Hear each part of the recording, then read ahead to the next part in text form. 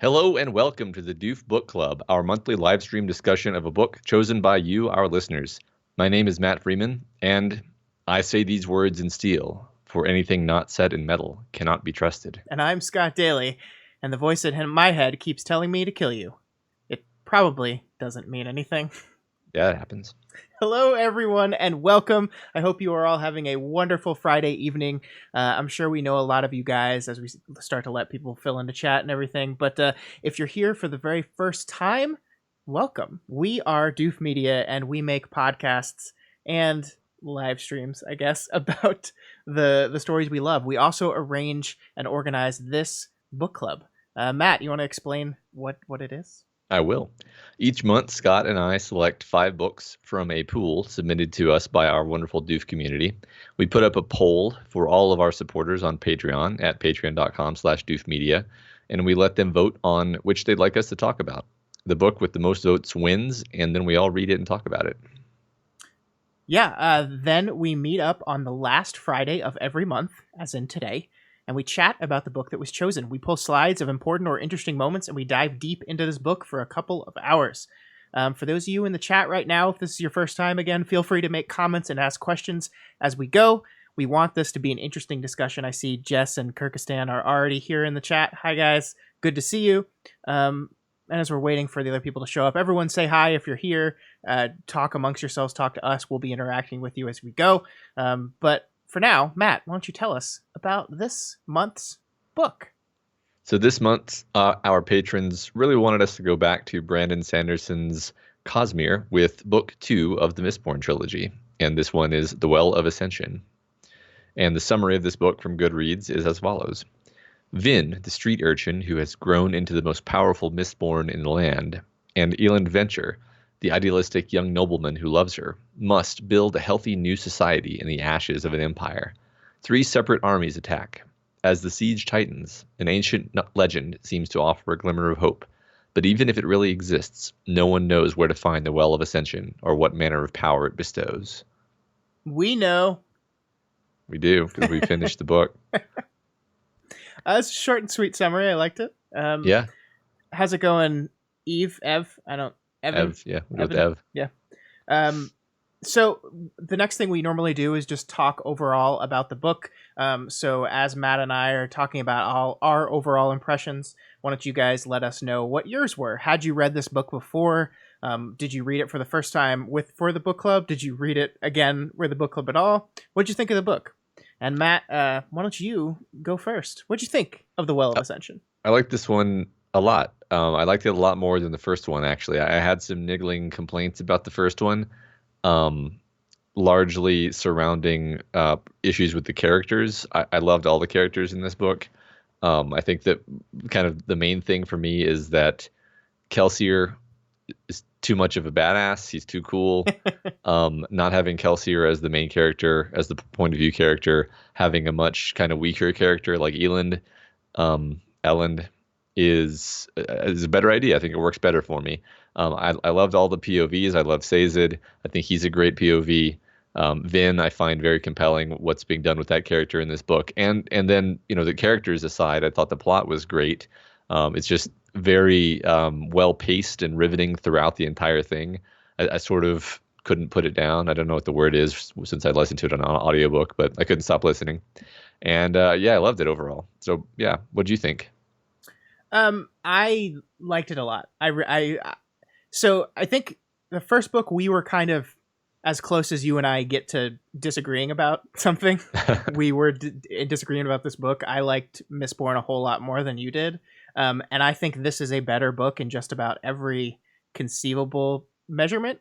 I think like the only thing that I liked more about Mistborn that I did The Well of Ascension was just like the newness of the magic system. And of course, that's not going to be as enjoyable in a second book just because you're not really learning that much new about it. I mean, there are some new elements to it, but it's not going to replace how it felt the first time you learned all about it. But yeah, I mean, this was an incredible book. My complaint, if you could call it that, about the first one was just kind of how simple it was. The characters didn't seem that complex. The themes were fairly simple, and I was hoping for a little bit more complex of a story. And man, this book is a super complex story. There's a lot going on with these characters. There's a lot this book is talking about.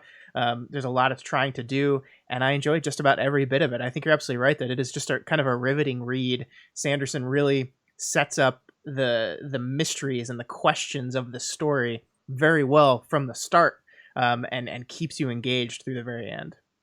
Yeah, I like what you said about there being a number of different themes and a lot of complexity to it. I hope that's something that we get to talk about a lot today. Yeah.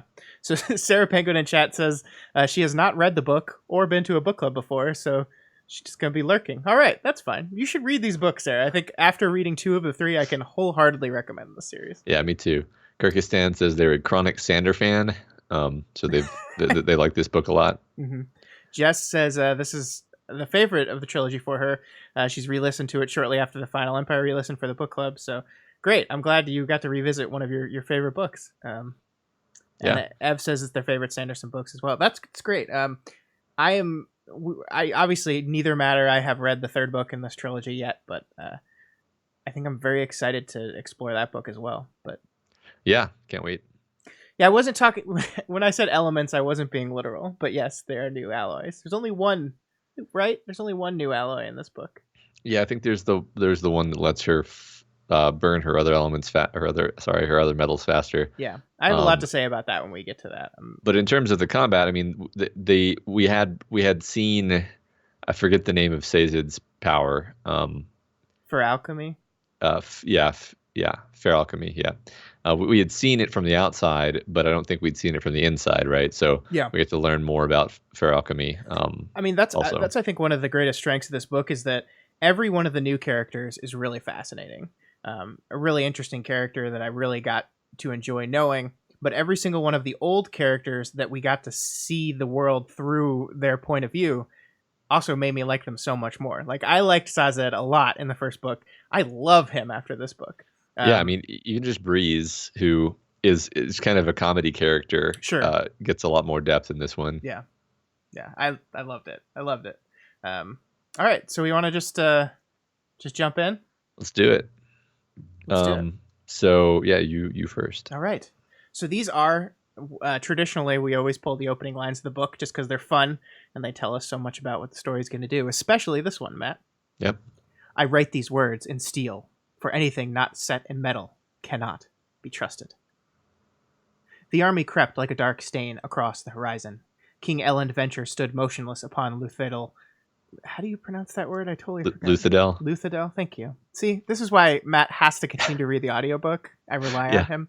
The Luthadel city wall, looking out at the enemy troops. Around him, ash fell from the sky in fat, lazy flakes. It wasn't the burnt white ash that one saw in dead coals. This was a deeper, harsher black ash. The ash mounds had been particularly active lately. Elend felt the ash dust his face and clothing, but he ignored it.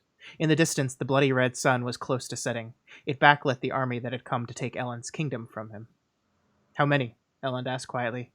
50,000, we think, Ham said, leaning against the parapet, beefy arms folded on the stone. Like everything in the city, the wall had been stained black by countless years of ashfalls. 50,000 soldiers, Elend said, trailing off. Despite heavy recruitment, Elend barely had 20,000 men under his command, and they were peasants with less than a year of training. Maintaining even that small number was straining his resources. If they had been able to find the Lord Ruler's Atium, perhaps things would be different. As it was, Elend's rule was in serious danger of economic disaster. What do you think? Elend asked. I don't know, El, Ham said quietly. Kelsier was always the one with the vision. So, I love this opening. I love this opening for a lot of reasons, and I think I want to spend a lot of time on this slide because I think there's a lot to talk about. Yeah, it's funny. I noticed like 7 different things to talk about as you're reading through it. Right. So let's just start at the top then. We have to talk about the thing that Sanderson did in the first book that he brings back here, which is this idea that every chapter is capped off, or started off rather, with a line from an ancient text that plays an important role in the story. Mm-hmm. This time, it is this like chiseled in metal thing on a wall that Sazed takes, and so Sanderson plays with us with this throughout the story, right? Like, this is the biggest twist of the story, arguably, is that this thing that we've been reading throughout each and every one of the chapters, and that Sazed has been studying and trying to clue in on, is not the same as it was when he read it the first time. Yeah. So correct. You tell me because I don't have a book that I can open and flip through. Is it actually changing like chapter by chapter? Are there noticeable differences if you were to look back through it? There are, yes. That's awesome. That's awesome. I think there's one particular point where the person writing it refers to themselves as the announcer, and then later in the book, when Sazed reads it again, he actually makes comment on this. They call it I forget what it's called. It's in one of our slides. We'll get there, Okay. but he makes note of it and says, "How did they have that word? That's a word that we invented." And at the time, you're like, "Yeah, huh? That is weird." Okay, moving on. But the thing I like about it the most, I mean, like right here in the opening lines of the book, Sanderson's telling you the gimmick. He's telling you his twist. But of course, I doubt very much anyone hears this thing and then says, okay, the second that Sazed makes a copy of this, we can't trust it anymore. Yeah. It's also very cute because obviously the book that you're reading is not set in metal. And so he's telling you don't trust the story, right? He's telling you be aware that I'm going to trick you at some point. Mm-hmm. It's very meta. I mean, I love it. Well, but I mean, my interpretation when I first read this line was very much, oh, it's like talking, like this is a book where metal has power to it, right? And so it's just like speaking figuratively about the power of metal, right? Anything not metallic is inherently inferior. And so that's immediately where my brain took it. I never considered the literal interpretation of that line. Yeah, I think when he finally gets to the steel, the wall in the bad guy's stronghold, I was like, well, I guess they'll explain that later, and then it just kind of escaped from my mind. Yeah. And then the later was the twist of the whole book. Yeah, well, I just don't think you think like even if you were suspect, I don't think you're going to jump to whatever this monster has the power to just change things like that, right? Right. Yeah, because we don't. I mean, Sanderson is really good throughout the whole book about keeping us unsure of what's going on. Everything, yeah. Like he is continually giving us more information in a way that feels satisfying and not super frustrating, and yet we're being constantly misdirected and misled, and just like the whole thing with Marsh, where I mean, for all we know, he was basically working against them from the beginning. Sure, yeah. So. Yeah, I mean, and when we get to the end of the book, I think I want to have a conversation with you about like how much of the events of this entire two stories has been part of this long run manipulation by this thing to be released, right? Yeah. That's a good point. Yeah. So Jess is saying they remembered noticing the change on re-listen of the audiobook. First time they didn't quite notice, but it was bugging them in the back of their mind. Yeah, I mean, I kind of agree with that. Like, I'm not going to give myself credit for like guessing the twist or anything, but I definitely do think like there were moments, and I pulled some of them. There were moments where the story makes it very like kind of clear that you should feel a little bit off about some of this stuff. But yeah, there's so many other things going on, and it's just it kind of like gets tossed to the wayside. The only thing that really stuck out to me was when I felt like the text repeated the same like chapter heading text twice, and I was like, didn't we just have that one? Like, why are we having that one again? And what like probably if I go back and listen to it, I'll find that they were slightly different, and I was just wrong, which is hilarious, obviously. So other stuff on this page, the next paragraph, or I guess the second paragraph, draws our attention to the ash falls, which is just kind of a background element of the story. But just the last sentence where it says the ash mounts had been particularly active lately, I love that as a bit of foreboding indication that like things are getting worse.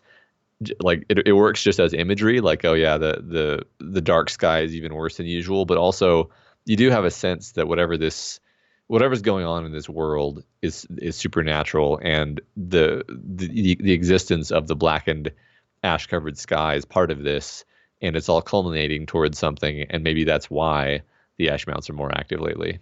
Yeah, I love that, and I agree. And one of the other things I think something that I'm inherently fascinated with in multi-book series is how the author handles the beginnings of the sequels.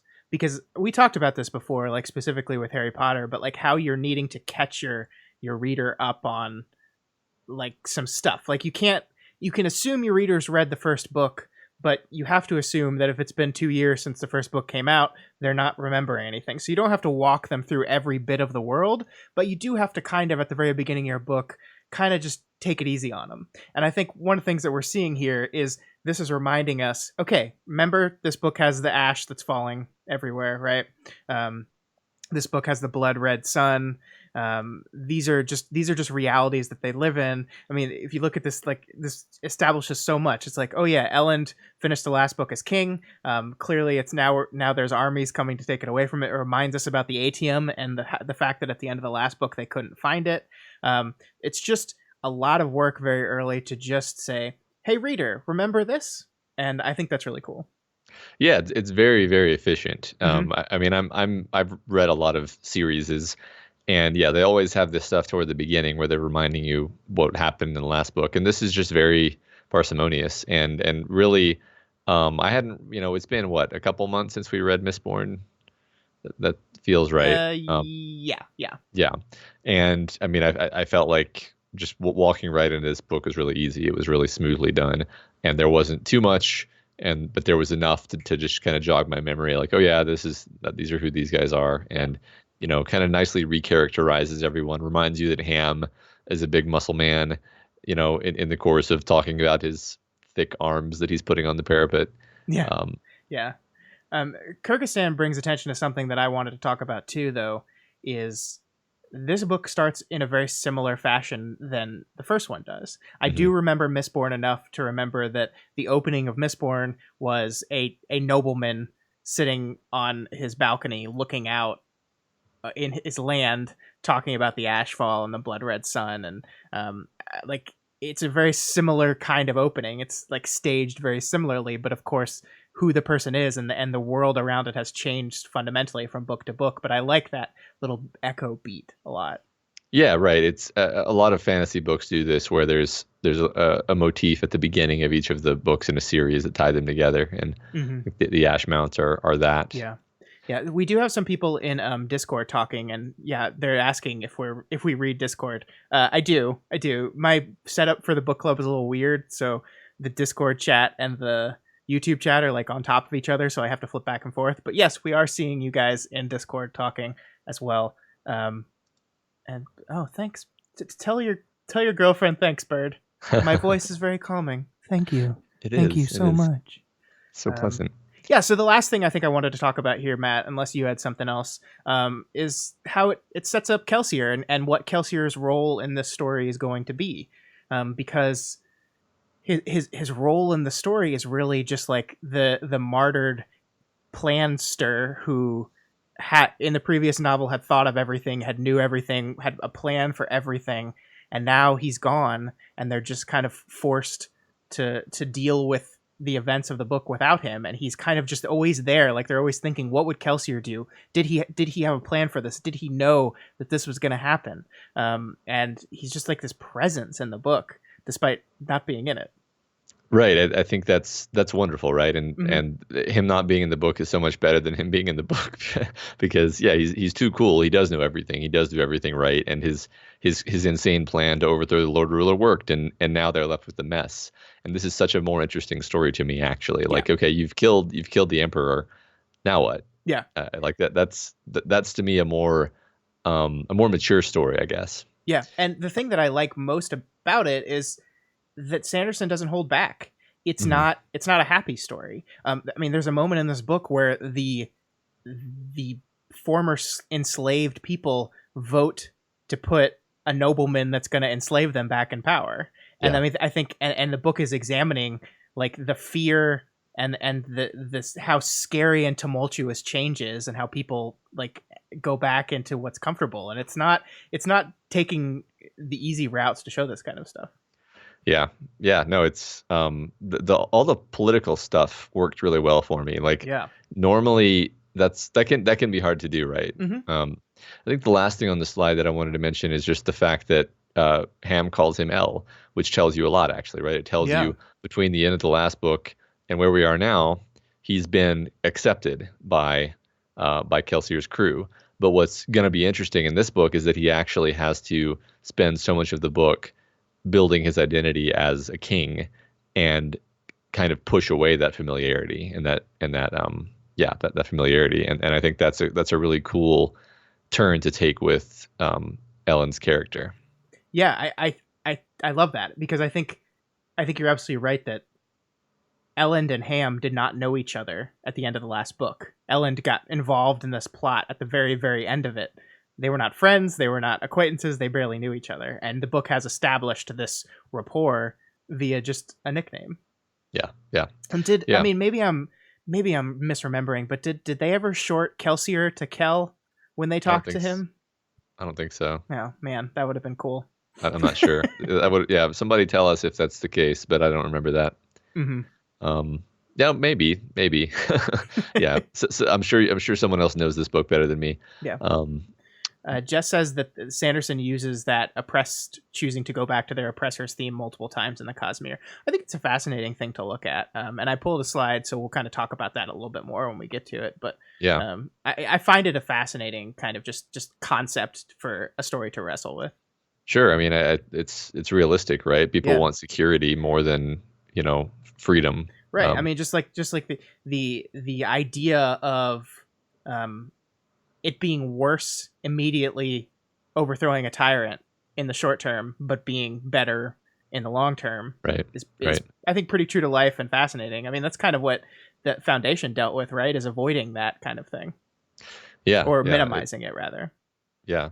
Yeah, exactly. Okay. So Kyrgyzstan and Sophia are both saying that they think he was called Kel, but not sure. Okay. Yeah, that sounds, I don't know, whatever. Headcanon, they did it, and so now it's linking El and Kel together in this book, and that's brilliant. Good job, Sanderson, for maybe doing something. Maybe. Yeah. Let's go with it. Let's move on. All right, slide the next. In this one, Vin wanders the besieged city, and she bumps into the Church of the Survivor. So, sighing, she turned to confront the group. None of them looked particularly threatening. The men wore trousers and dull shirts. The women wore one-piece utilitarian dresses. Several more men wore single-piece ash-covered smocks. Priests of the Survivor. Lady Air, one of them said, approaching and falling to his knees. Don't call me that, Vin said quietly. The priest looked up at her. Please, we need direction. We have cast off the Lord Ruler. What do we do now? Vin took a step backward. Had Kelsier understood what he was doing? He had built up the Ska's faith in him. Then he had died a martyr to turn them in a rage against the final empire. What had he thought would happen after that? Could he have foreseen the Church of the Survivor? Had he known that they would replace the Lord Ruler with Kelsier himself as God? The problem was, Kelsier had left his followers with no doctrine. His only goal had been to defeat the Lord Ruler, partially to get his revenge, partially to seal his legacy, and partially, Vin hoped, because he had wanted to free the Ska. But now what? These people must feel as she did, set adrift with no light to guide them. Vin could not be that light. I'm not Kelsier, she said quietly, taking another step backwards. We know, one of the men said. You're his heir. He passed on, and this time you survived. So this is kind of setting up the arc of our main character, right? Who I think has a much more fascinating journey throughout this book than she did in the first one. Not that I liked Vin a lot in the first book, and I know you didn't like her as much, but I enjoyed her and I enjoyed the journey she went on. But I find this one so much more rich, so much more interesting. This idea, like, if the first book was learn to trust, right? That's what the book hit over and over again, almost too much, is like the goal of this book is to learn to trust people. This book is, okay, I put my faith in you. I trusted you. Now what? Yeah. And it's like, well, now you got to find someone else to put your faith in. Now you got to find someone else to trust. And you have to find someone who is able to trust you. And I mean, the general Church of the Survivor stuff is really fascinating to me. We kind of learn by the end of the book that this is something that was probably set up and influenced by whatever bad force is behind all this stuff. I think it's really fascinating the way Sanderson kind of hints about that. Yeah, it's interesting. I don't know if I picked that up. Well, there's a moment where when she goes and finds I can't remember the one guard's name. who she thinks is the spy, and she sees he's a member of the church, and he is preaching to the members of the church, and he talks about the yellow sun and the green earth, and Yeah. she's like, where did you hear about that stuff? Like, Yeah. did Kelsier ever tell you about that? And my interpretation after I finished the book was like, oh, so this force is like whispering things and like shooting like legends and stories out into the people to kind of push them towards this push Vin towards this feeling of you are the one, and therefore you must go to the well type thing. Okay. Yeah. Demo, thank you. That wasn't my take, but that's cool. Yeah. Kyrgyzstan points out the capital S in survived. Oh, it's so good. Yeah. Yeah, they're basically saying, yeah, you're. So I'm going to admit that when I was listening to the audiobook, every time they said Lady Air, I did not get that it was Heir. Thought it was. I was like, what does Lady Air mean? Well, she does go up in the air a lot. She flies around the air, and yeah, I was like, yeah, okay, I feel dumb now. Mm-hmm. There's pros and cons to doing audiobook. Yeah, put it that way. But I think one of the other things that I love about this Vin's journey is that she had Kelsier, this man that she looked up to, but she also saw Kelsier for what he was by the end of his story, which is a person who was angry, embittered, and wanted revenge. And this line here I really like here, that like he did this thing to defeat the Lord Ruler, to get revenge, to seek his legacy, and partially Vin hoped because he wanted to free the Ska, right? I mean, like this is a very honest look at who this man was. And I think a lot of this book is her like recognizing that Elend is such a better dude generally, even though he has a lot of the same, maybe same goals, but his approach and the way he does this thing is so different than the way Kelsier's was. And there's another character we'll talk about in a bit that is used to help accentuate that difference a lot. Yeah, she's definitely processing her hero worship of Kelsier and kind of growing past that a little bit, because he was this very special person. He was the first person who was, nice to her, took care of her, elevated her into being something really special. Mm-hmm. And she's now struggling with the fact that he was flawed. Mm-hmm. So I'm sure we'll talk about religion more.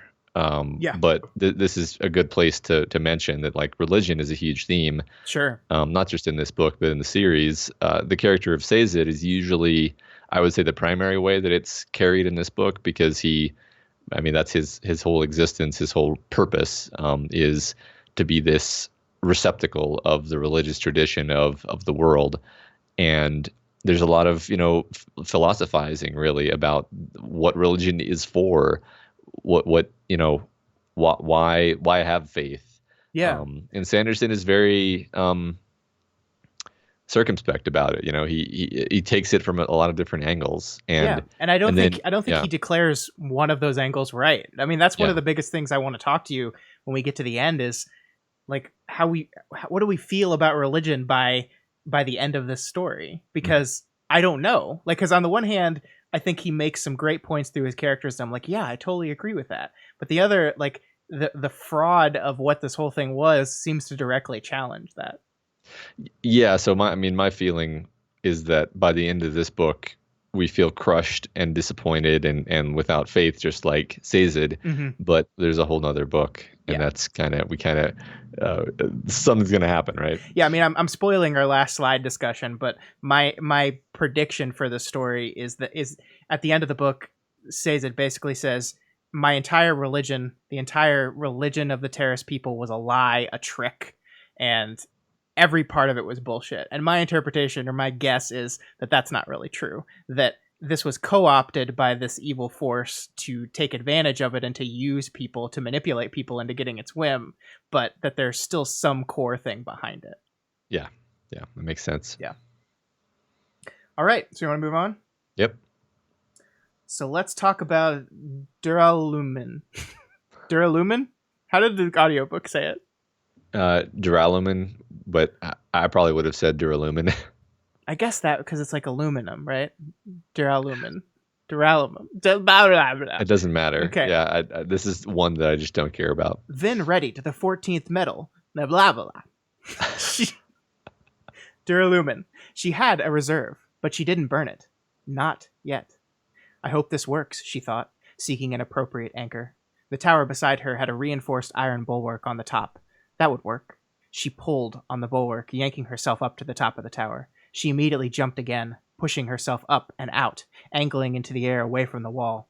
She extinguished all of her metals except for steel and pewter. Then, still pushing against the bulwark, she burned Duralumin. A sudden force smashed against her. It was so powerful. She was certain that only an equally powerful flash of pewter held her body together. She blasted away from the keep, hurtling through the sky as if tossed by some giant, invisible god. The air rushed by so quickly that it roared, and the pressure of sudden acceleration made it difficult to think. She floundered, trying to regain control. She had, fortunately, picked her trajectory well. She was shooting right towards Breeze and his pursuers. Whatever Breeze had done, it had been enough to make someone extremely angry, for there were a full 24 men charging after him, arrows knocked. Vin fell, her steel and pewter completely burned away in that single Duralumin-fueled flash of power. She grabbed a metal vial off her belt, downing its contents. However, as she tossed the vial away, she suddenly felt an odd sense of vertigo. She wasn't accustomed to jumping during the day. It was strange to see the ground coming up at her. Strange not to have a mist cloak flapping behind her. Strange not to have the mist. So this is our new metal, our new alloy, our new power, one of our new powers in the story. And I just kind of wanted to use this slide to talk about the addition to the system. We talked in the first book about how much we liked the system Brandon Sanderson had set up here, and its limitations, its flaws. And a lot of times, I think when you take a system like this and then you start building upon it, you just make things that are like totally broken. But what I like about this metal is that it's super, super powerful, but it's built with like a super huge limitation as well. Yeah, it made a lot of sense. It's a fun way of basically taking the system that we have come to understand and supercharging it, bringing it up to Super Saiyan level. Yeah. And so one thing I like about this book is that Vin is just unquestionably extremely powerful. Like Sure. she's like superhero level powerful at this point. Like a Mistborn is already a scary thing, but like 10 guys with wooden shields and clubs could fight off Kelsier, like they could give him a hard time.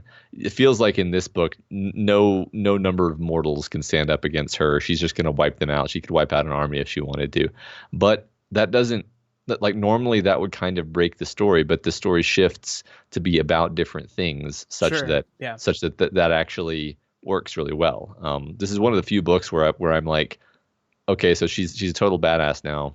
But that doesn't solve your problem at all. Doesn't solve the problem. In fact, that is now the problem in a way, is that she's like their nuclear weapon, and she has all kinds of feelings about that. And then of course there's the whole thing with Zane. I mean, what I really like about it is by using this alloy that nobody has ever heard of and that she keeps secret from just about everybody, like all she's kind of doing is inadvertently reinforcing this idea of her as godlike, because like she's doing some things that and not explaining how she's doing them to people, and they're just like, what? Yeah. Just like this scene is Breeze is running away from the camp. What is his name? I'm bad with names in this book for some reason. Ket, is that his name? I don't remember. The bad guy king. Yeah, one of the bad kings. Someone in chat will fill me in here. But so she's Set, I think it is actually. So he's running away from her. She's standing on the parapet watching, and then she just like fucking flings herself hundreds of feet forward in a move that no one has ever seen. And never explains to just about anyone how she's able to do that. And so it's just building upon this legend of her. Right. Yeah. And then, I think aside from, this is my take anyway, aside from the fact that she has Duralumin, she also just seems to be stronger than other Mistborns. Yeah. Like she just has this natural... Ham talks about like when he's sparring with her, he's like, she's just stronger than she should be for her weight. Like it just doesn't make sense. So she's just kind of next level for some reason. We don't know why. We're given all kinds of little hints, like her mom and her sister and her brother, and Sure. Yeah. she's got this weird earring that the text keeps drawing our attention to. Yeah, I'm sure that's not going to matter at all in the book. No, it's just an earring. It doesn't Yeah. matter. Um, yeah. Yeah, no, I agree. And I mean, I think one of the things that I enjoy so much about her point of view is her like dealing with the fact that she's this powerful. Like a lot of this book is the conflict between her and Zane is this idea of being used as tools and not being treated as people, but just nuclear weapons, as you said. And she's like processing the fact that, holy crap, I am really powerful. Holy crap, I have been a Mistborn just as long as Kelsier was now, and I'm like way better than him. He could only take 10 of these people on. I demolished 50 like it was nothing. Yeah. And dealing with the fact and like the kind of fear and uncertainty and isolation that type of power creates in a person. Yeah. Oh, sorry, I was just laughing because I remembered when she like caved a guy's skull in with her head. Yeah. It's just like, in front of her boyfriend. Yeah. Right. That was a great moment, actually. I was kind of it was kind of shocking because you're like, wow, it's really violent by the scope of this book, but that's a perfect way to show kind of how brutal and strong she is. Yeah. Yeah, I love that. Yeah. And I love her relationship with Elend in this book. I really enjoyed because they're both people that think they're not worthy of each other, and they're both one of my favorite scenes in the whole story is when they both independently go talk with Sazed, basically about the exact same thing 5 minutes apart from each other. Oh, that was awesome. I love it. Yeah, I love their love story. Yeah, it's really so great. Good. I was really not into it in the first book, just because I think maybe it's because I hadn't seen the world from Elend's point of view, and I just wasn't sure about him as a character. But yeah, I mean, we spend a lot of this book in his head, and you see how complex and interesting of a dude he is, and I love their love story. Yeah, he's a really great. He's speaking of things that seem like they shouldn't work, Elend being this like moral superhero, like in the way that she is a physical superhero, he is like the Abe Lincoln of his time. Like he's so much more moral and upstanding and really just kind of perfect and admirable. And that can be annoying, right? Like it can be super grating to have a character who's just going to be the paladin. It's going to be the Ned Stark in a certain sense. But it was never annoying to me. I loved it. I was like, man, I really hope he doesn't break. Like I'll be so happy if he doesn't. See, I love the paladin, so I was in. I love the Captain America character. I love the gonna be morally righteous even if it fucks him over guy. That's my jam right there. And so I really enjoyed him. And I love that the book challenges that character. The book does not let him off the hook for that type of thing. It does not wholly come down on the side of exemplifying that type of behavior. It has things to say about it. And I mean, one of my favorite bits was when he loses the kingship, and then he basically like wanders around sadly for 15 minutes, and then he just goes back to basically serving the city in exactly the same way as he was. And I was just like, yeah, that's great. That makes me so happy. Yeah. I love this character. I pulled the scene where he goes to Sazed and basically asks, should I have lied in that moment? Because I want to talk a lot about that. Sure. All right, but let's move on here. Okay. So here we have Orsur, Kelsier's Kandra, who is pledged to stay with Vin and help her find the bones of they find the bones of another Kandra in their apartments. I missed a punctuation in the script, guys. That's why Matt is confused. It's all my fault. It's okay. It happens. Who's talking here? These bones haven't been here long, Your Majesty. A few hours at most, perhaps less. Which means we have another Kandra somewhere in the palace, Elend said, looking a bit sick. One of my staff has been eaten and replaced. Yes, Your Majesty, Orsur said. There is no way to tell from these bones whom it could be, since these are the discards. The Kandra would have taken the new bones, eating their flesh and wearing their clothing. Elend nodded, standing. He met Vin's eyes, and she knew he was thinking the same thing she was. It was possible that a member of the palace staff had been replaced, which would mean a slight breach in security. There was a far more dangerous possibility, however.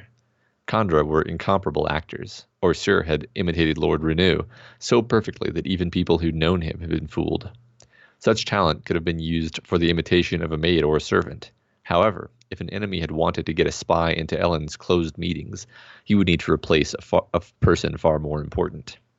It would be someone we haven't seen during the last few hours, Vin thought, dropping the bone. She, Elend, and Orsur had been on the wall for most of the afternoon and evening, ever since the end of the assembly meeting, but the city and palace had been in chaos since the Second Army had arrived. The messengers had had trouble finding Ham, and she still wasn't certain where Doxson was. In fact, she hadn't seen Clubs until he joined her and Elend on the wall just a bit before, and Spook had been the last to arrive. Vin looked down at the pile of bones, feeling a sickening sense of unease. There was a very good chance that someone in their core team, a member of Kelsier's former band, was now an imposter. I love this. This is such a genius story choice. It really is. This. I mean, like, just thematically, we spent an entire book having our main character learn to love or to trust the people in her crew, and now at this point in the book, we basically said, "Oh, turns out you can't trust one of them anymore." And it just that central mystery of who is the spy really carries you through a lot of the early parts of the book. You're kind of immediately hooked, and you want to know, because the way this is set up, that means one of the characters you like is dead. Which one? Yeah. Is it Clubs? Is it Ham? Which one is it? Yeah, right. And it's almost like the story it's very clever storytelling, because Vin is going around basically checking out each of these characters, and in so doing, we are moving the story forward. We're moving the plot forward. We're moving the character threads forward with each of these characters, getting a better understanding of each of them. But simultaneously, we are serving this mystery plot, and then on top of that, we're kind of rolling forward Vin's evolution of her own arc in terms of coming to trust these people. Yeah, and really, I love it because it's so many things that are intricately woven together and progressing in tandem. I think it's great. I was proud of myself because I figured out that who the imposter was, like, I mean, a while before it was revealed. Not super early though, not so early that it like ruined it for me. Mm-hmm. Yeah, I just love this idea. The idea of the Kandra is a fun thing because there was the Kandra in the last book, but it almost didn't matter.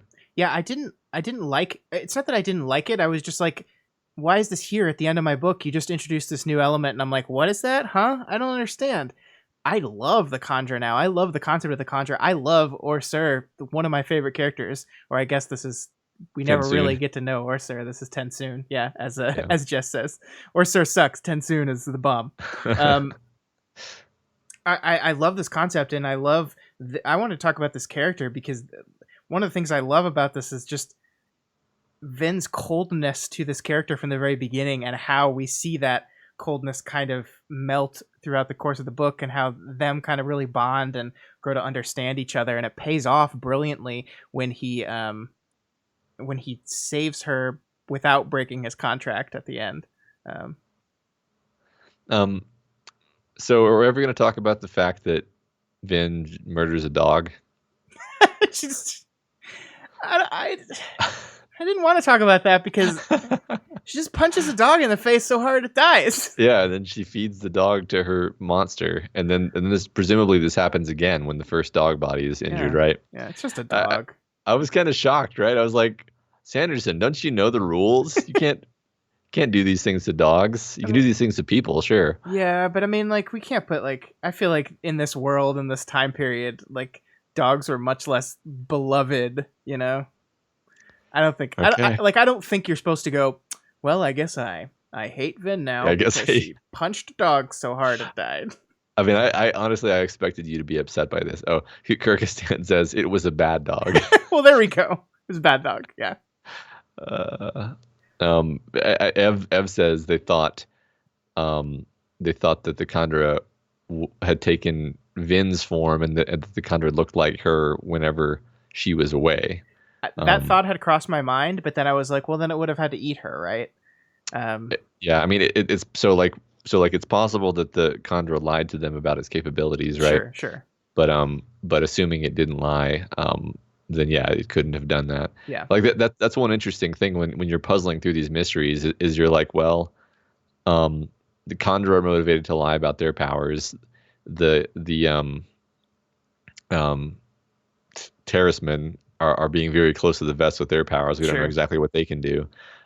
So there could just like kind of like it turned out how the Lord Ruler's power was totally explicable within the framework of stuff we already knew. It was Yeah. just an interesting twist that was hard to see coming. I will say I did not see the Orsur reveal coming. I did guess she's going to be able to control Kandra via her powers, though. That I did guess. It Okay, seemed like that's what the book was setting up. okay, I don't think I don't remember if I saw that. I don't think I did though. But yeah, no. When Zane says Tensoon, come here, or says Kandra to me, I was legitimately like, no, anyone but him, anyone but him. Take clubs. I don't like him anymore. Take clubs. Yeah, that's funny. No, but then he immediately like is. I mean, maybe it helped because it was the audiobook, but the voice of Tensoon is like sullenly obeying Zane and then eagerly trying to sabotage him as soon as possible. Yeah, it's like in Aladdin, you know? It's like when the genie working for Jafar. Yeah. He doesn't want to. It's basically he's way to copy Aladdin, Sanderson. Yeah. Yeah. Yeah. Sammy. Inappropriate. That definitely exists, Sammy. I'm sure it does. Sammy's saying very inappropriate things about Tensoon and I'm not even gonna interactions with other dogs. Read it. It's not worth talking about on air, Sammy. Okay. Yes, Kandra, fun idea. I love something it. that I didn't even like in the first book and was almost like, why is this here? Yeah. Worked super well in this book. And I mean, I think that's a microcosm of the book as a whole, right? And not that I liked the first book a lot, but it's just like everything is taking a concept in the first book and then twisting it in the most deliciously fascinating way. Yeah. Yeah. Right. It makes you think, like, if he had another go at rewriting Mistborn, I wonder if he would have, because he clearly got better as a writer over time. But I mean, I wonder if like the simplicity of it was intentional, like to set up the world, you know, like Star Wars, the first Star Wars, not that complex of a movie. Yeah, good guys, bad guys, and then you Empire it. This is the Empire. True. All right. Anything else on this slide? No, I think we're good. Okay. Okay. So, sorry. Next up, we meet Tindwyl. Is that how you pronounce it? Yeah. Yes. Another keeper sent here to make Ellen not be a shitty king anymore. Stand up straight, she commanded. Excuse me? You're slouching, the woman said. A king must maintain an air of dignity at all times, even when he is with friends. Ellen frowned. Now, while I appreciate the advice, I don't... No, the woman said. Don't hedge. Command. Excuse me? Ellen said again. The woman stepped forward, placing a hand on his shoulder and pressing his back firmly to improve his posture. She stepped back, then nodded slightly to herself. Now, see, Ellen said. I don't... No, the woman interrupted. You must be stronger in the way that you speak. Presentation, words, actions, posture will determine how people judge you and react to you. If you start every sentence with softness and uncertainty, you will seem soft and uncertain. Be forceful.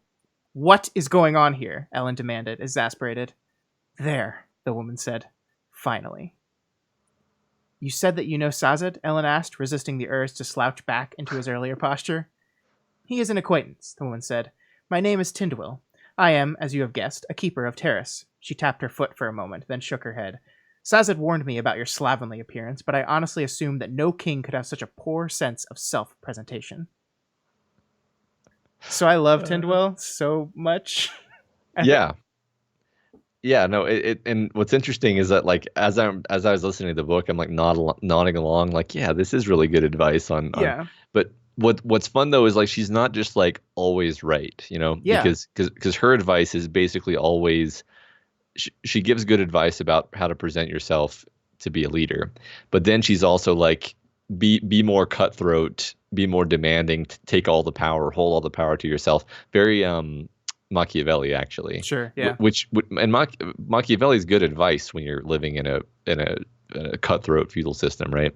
But he is this character where he actually has his own convictions, and his own convictions require that he give up power, basically. But he is actually the stronger for doing that, and I think that's a really cool. I mean, we're nowhere near that point in the story yet, but like I love the intricacy of, like, she's not giving him bad advice about how to be a leader. It's just he has to take that advice about how to be a leader and use it to be the kind of leader that he is. Yeah, absolutely. I mean, that's kind of, and that is being a leader, right? Is not just listening to everything your advisor says to you, but taking the parts of your advisor's advice you need and then combining that with your own decision making, right? Mm-hmm. And I think that's one of the reasons why I love this character so much. And also, I think Tindwyl serves this important function of helping us define the keepers a little bit. Like, we see through her difference with Sazed and eventual loving relationship with Sazed and then heartbreaking death, we kind of see more about the society, and we see more about how, like, in the first book, Sazed is just a keeper of Terrace, and therefore we assume all keepers of Terrace are like Sazed. And then this book introduces us to a second one, and suddenly we have a comparison point, and we see that actually he's the rebel of the keepers. He's different. He is not the same. He is involved in these things in a way in which they never would have been. But I think that's a really great angle at exploring these characters. He's the rebel, but he's also way meeker than she is in interpersonal interactions, right? Yeah, which is great. Yeah, and I mean, they're literally almost entirely different. Her focus is on important historical figures of the past. His focus is on important religions. So hers is tactile and real. His is spiritual and belief. And so of course they bounce off each other in just perfect ways. It's just well drawn characters across the board. I love both of these people, and I was hoping she wouldn't die. I was really sad. Yeah. I mean, the place we leave Sazed in at the end of this book is just so sad. Like, it's one of the reasons why I really want to read the next one. Is I'm like, I can't stand for Sazed to just be in this desolate place. I want to resolve this. Mm-hmm. Yeah, Kyrgyzstan is pointing out that resisting the urge line is indeed hilarious. Yeah. Where people are talking about the idea that whether or not he's gotten better. Kyrgyzstan actually says that he wrote them all together. Yeah, that's what I heard as well. That's really interesting. I'll have to process that because, okay. Yeah, I mean, cool. Yeah, I mean, to Jay's point, you improve, like, every word you write, you're improving as a writer. So yeah, he might not be a entirely different writer than he was because he wrote these back to back to back, but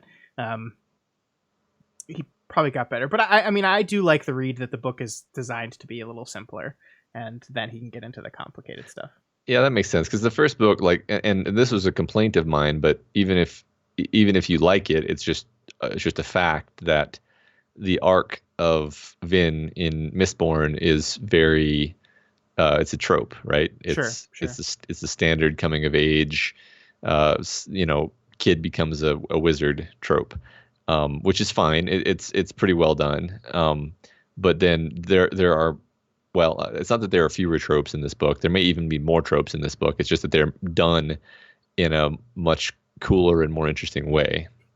Yeah. So it also does some trope reversal, the trope of reversing tropes with the Well of Ascension, which that's true. My wife doesn't read a lot of fantasy novels, and she's read these two Mistborn books because her sister told her to read them. And so she got to the end of this book, and as soon as I got to the end of it, she was like, so, like, did you see the Well of Ascension stuff coming? Because, like, is that like a thing that fantasy books do? And I was like, yeah, kind of. Yeah. I think it's just so adorable to see these stories through her point of view when she's, like, read no fantasy at all, has no concept of the tropes of this genre at all. Yeah. I mean, but still, he did a great job, because you knew something was going to go wrong, but you didn't know if was it going to go wrong because she's supposed to take the power, or was it going to go wrong because she's not supposed to take the power? Yeah, I mean, one of the things Sanderson does very well throughout this novel is, like, show Vin being, like, kind of lured into bad decisions. At first by Zane, and then of course later by the force that we don't even realize it almost till it's too late. But yeah, a lot of this book is like watching Zane convince her of this stuff, and Sanderson does this really smart thing where we know Zane's bullshitting, we know he's lying, we know he's trying to set her up and convince her of something that isn't true, and we're just like, no. It's like it's I think it's really fun to read when you're watching a character make choices and walk down a path that you know for a fact is the wrong one, because she's being lied to make those choices, and you're just powerless to stop her. I really liked like the part of the book where she goes into Set's keep and just like slaughters hundreds of people. Mm-hmm. Like I thought that was one of the best parts of the book, because you're just like, you're so sad because you're like, I mean, at first, it's badass. It's totally badass. She kicks ass. She's so strong. She's so powerful. It's awesome. But at the same time, you're just like, no, don't be convinced. Yeah. Like, you don't have, this is not the choice you have to make. Right. It's the word bittersweet isn't right. It's more like bitter badass, where you're like, yeah, this is definitely badass, but like I'm not happy about it. Sure. Because this is the wrong choice. And all your friends are going to be mad at you for doing this, and it's not even going to accomplish. In fact, it's going to accomplish the opposite of what you think it's going to accomplish. So yeah, I again, like a cool way of taking the super badass character and twisting it so that even when they get to be badass, it doesn't feel indulgent. Yeah, I think you're right. All right. Sophia says that Sanderson writes faster than Wildbow. That can't possibly be true. Impossible. When you have a Wildbow Sanderson write-off. And begin. All right, you want to move on? Yeah. So here we meet Zane, the Watcher, and a Mistborn. He's crazy, he hears voices, and he's obsessed with Vin and Elend. Kill him, God whispered. Zane hung quietly in the mists, looking through Elend Venture's open balcony doors.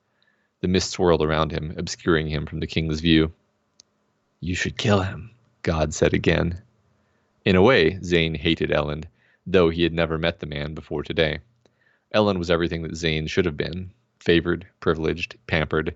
He was Zane's enemy, a block in the road to domination, the thing that was keeping Straff, and therefore Zane, from ruling the central dominance. But he was also Zane's brother. Zane let himself drop through the mists, falling silently to the ground outside Keep Venture. He pulled his anchors up into his hand, 3 small bars he had been pushing on to hold himself in place. Vin would be returning soon, and he didn't want to be near the keep when she did. She had a strange ability to know where he was. Her senses were far more keen than any Allomancer he had ever known or fought. Of course, she had been trained by the survivor himself. I would have liked to have known him, Zane thought as he moved quietly across the courtyard. He was a man who understood the power of being Mistborn, a man who didn't let others control him, a man who did what had to be done, no matter how ruthless it seemed. Or so the rumors said. Man, I love Zane. This was a great new character to bring into this book. Yeah, I'll try to make this the last time that I say this series of words, but like this is another thing where I'm like, man, this could have been terrible. Like just the idea of the super badass, like too cool for school villain. But he's made sort of like pitiable in a way that makes him way more compelling and but still a dangerous adversary and like actually genuinely intelligent and manipulative and successful at it. So yeah, overall great character. Yeah, I mean, I just said I love the paladin character. I hate this type of character normally. I do not like this character as much. And yet I was really drawn to him. I mean, I think the introduction of him, the first time we really see from his point of view, the starting this off, and this is like this part I pulled is from the start of his first point of view scene. We immediately have the voice of God, right? Like immediately. Yeah. I mean, the idea that he has this monkey on his back in the form of a voice telling him to kill people is kind of tragic, especially when we, I mean, this is speculation, but you and I both arrived at the same speculation, which is that he's got one of those Inquisitor stakes through his chest, and whatever the evil entity is, it's speaking to him through the stake the same way that it speaks to and controls the Inquisitors, or in a similar way. And that's why Yeah. So he's genuinely messed up for reasons outside of his control, and also he's been like horribly abused his whole life. So, um, yeah, overall like well-rounded and fairly compelling, and even somewhat sympathetic villain. Yeah. It's great. Well, and he serves as this really good foil to Vin, I think. And I think one of the reasons why I pulled this part in particular is because I think it sets that up a little bit. Like Zane looks at Kelsier and says, "Oh man, I wish I could have known this guy. I've heard about him and all the things that Vin has learned were the not great attributes of Kelsier. Like the man who was ruthless no matter what. The things that she now looks to Elend for and looks at Elend as a much better example of a person she should be with and look up to." Is this the exact things that Zane looks at Kelsier for and says, "Oh, I really wish I got to know that guy. That sounds exactly like the type of person I would want to hang around with." And I think that's really fascinating, and how both of those characters look at Kelsier from different angles perfectly describes their relationship with each other. Mm-hmm. I like that a Yeah. lot. Yeah, no, that's really good, really good. I mean, the book is just well written, like in the sense of like just this, the first we spent forever talking about the first page. This is our introduction to this character, and it's similarly dense. Mm-hmm. Cool. Yeah, I love it. Let's move on. Okay. All right, so this is Vin goes shopping. Vin shrugged as they reached the shop. "I have trouble feeling sympathy for a courtly puff who is tragically taken from her dresses." Tindwyl frowned slightly as they entered the shop, or Sir settling down to wait outside. "Do not be so hard on the child. She is a product of her upbringing just as you are. If you judge her worth based on frivolities, then you are doing the same as those who judge you based on your simple clothing." "I like it when people judge me based on my simple clothing," Vin said. "Then they don't expect too much." "I see," Tindwyl said. "Then you haven't missed this at all?" She nodded towards the shop's inner room.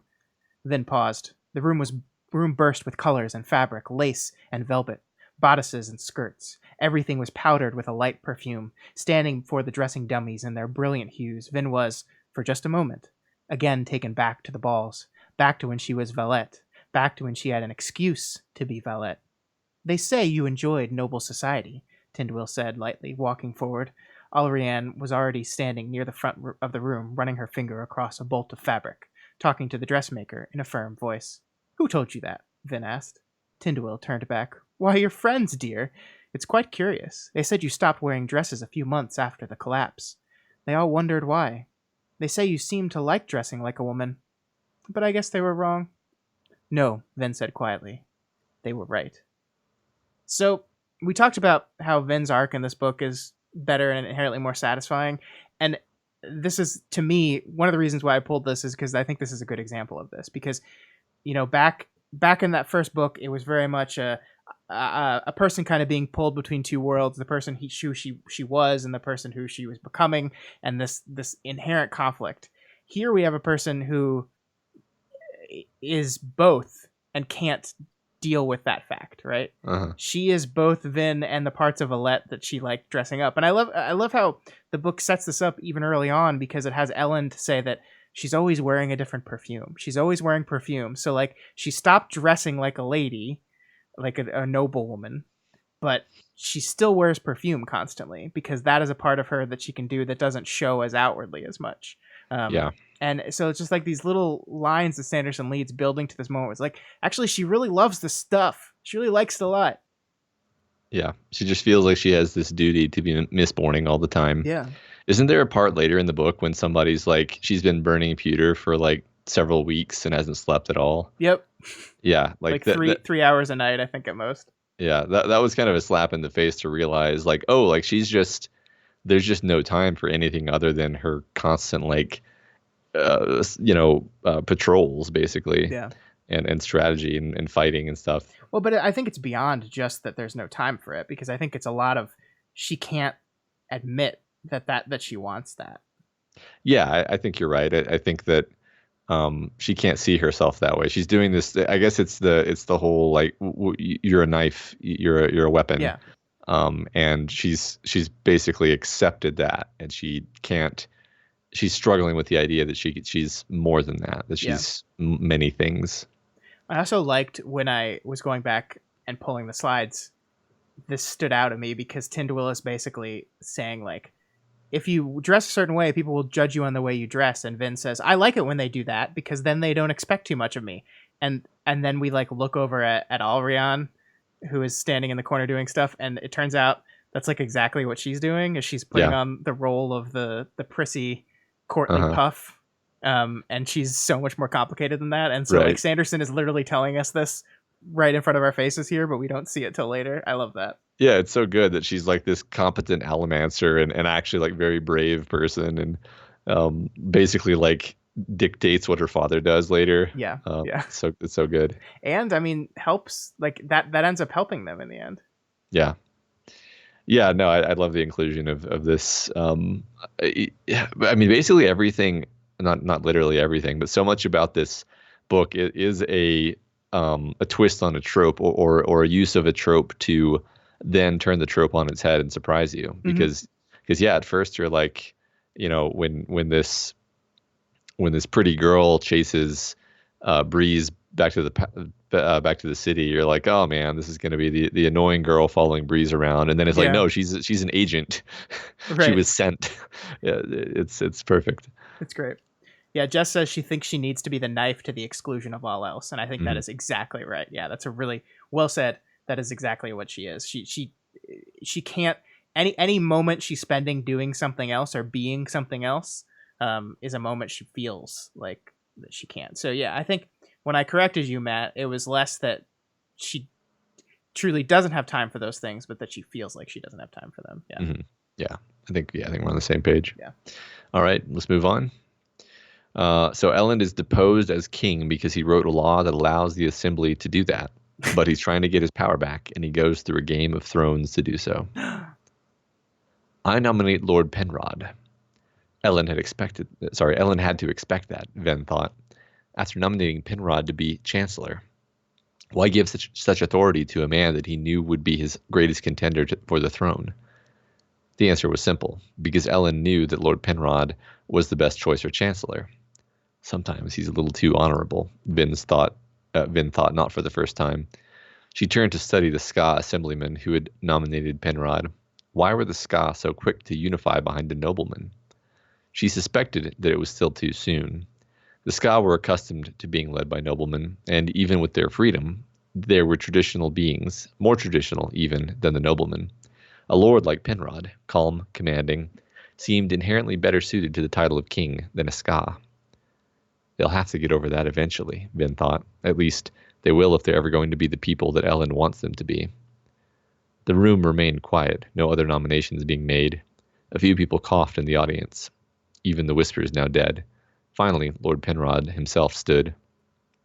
I nominate Elend Venture, he said. Ah, someone whispered behind her.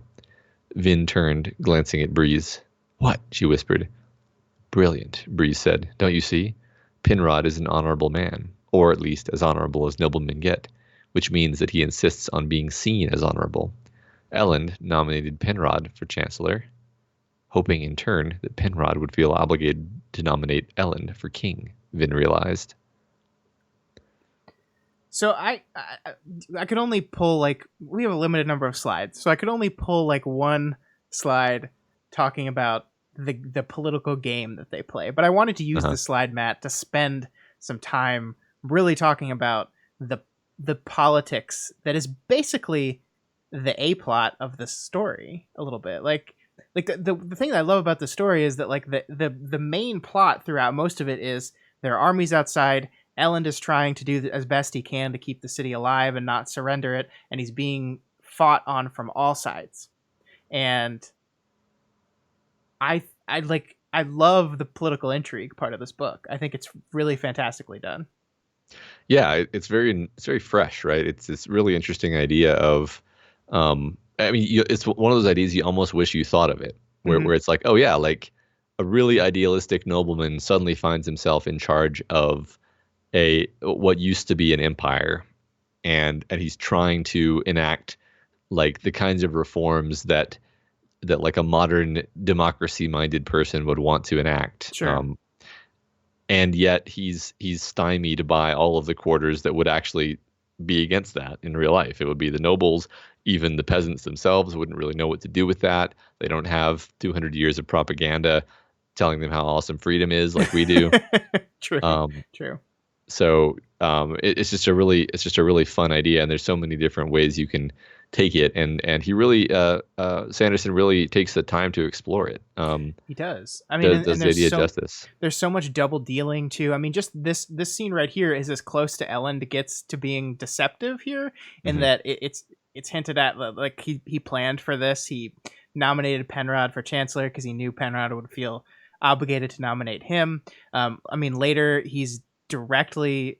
I mean, just the fact that he's here is he was kind of betrayed by the Assembly, and then he's betrayed again. Penrod is working for his father. The merchant guy like nominates Set. Like, there's so much under the table dealing, and like a lot of this book is just people meeting in a room and yelling at each other or trying to manipulate each other, and it is always really fascinating.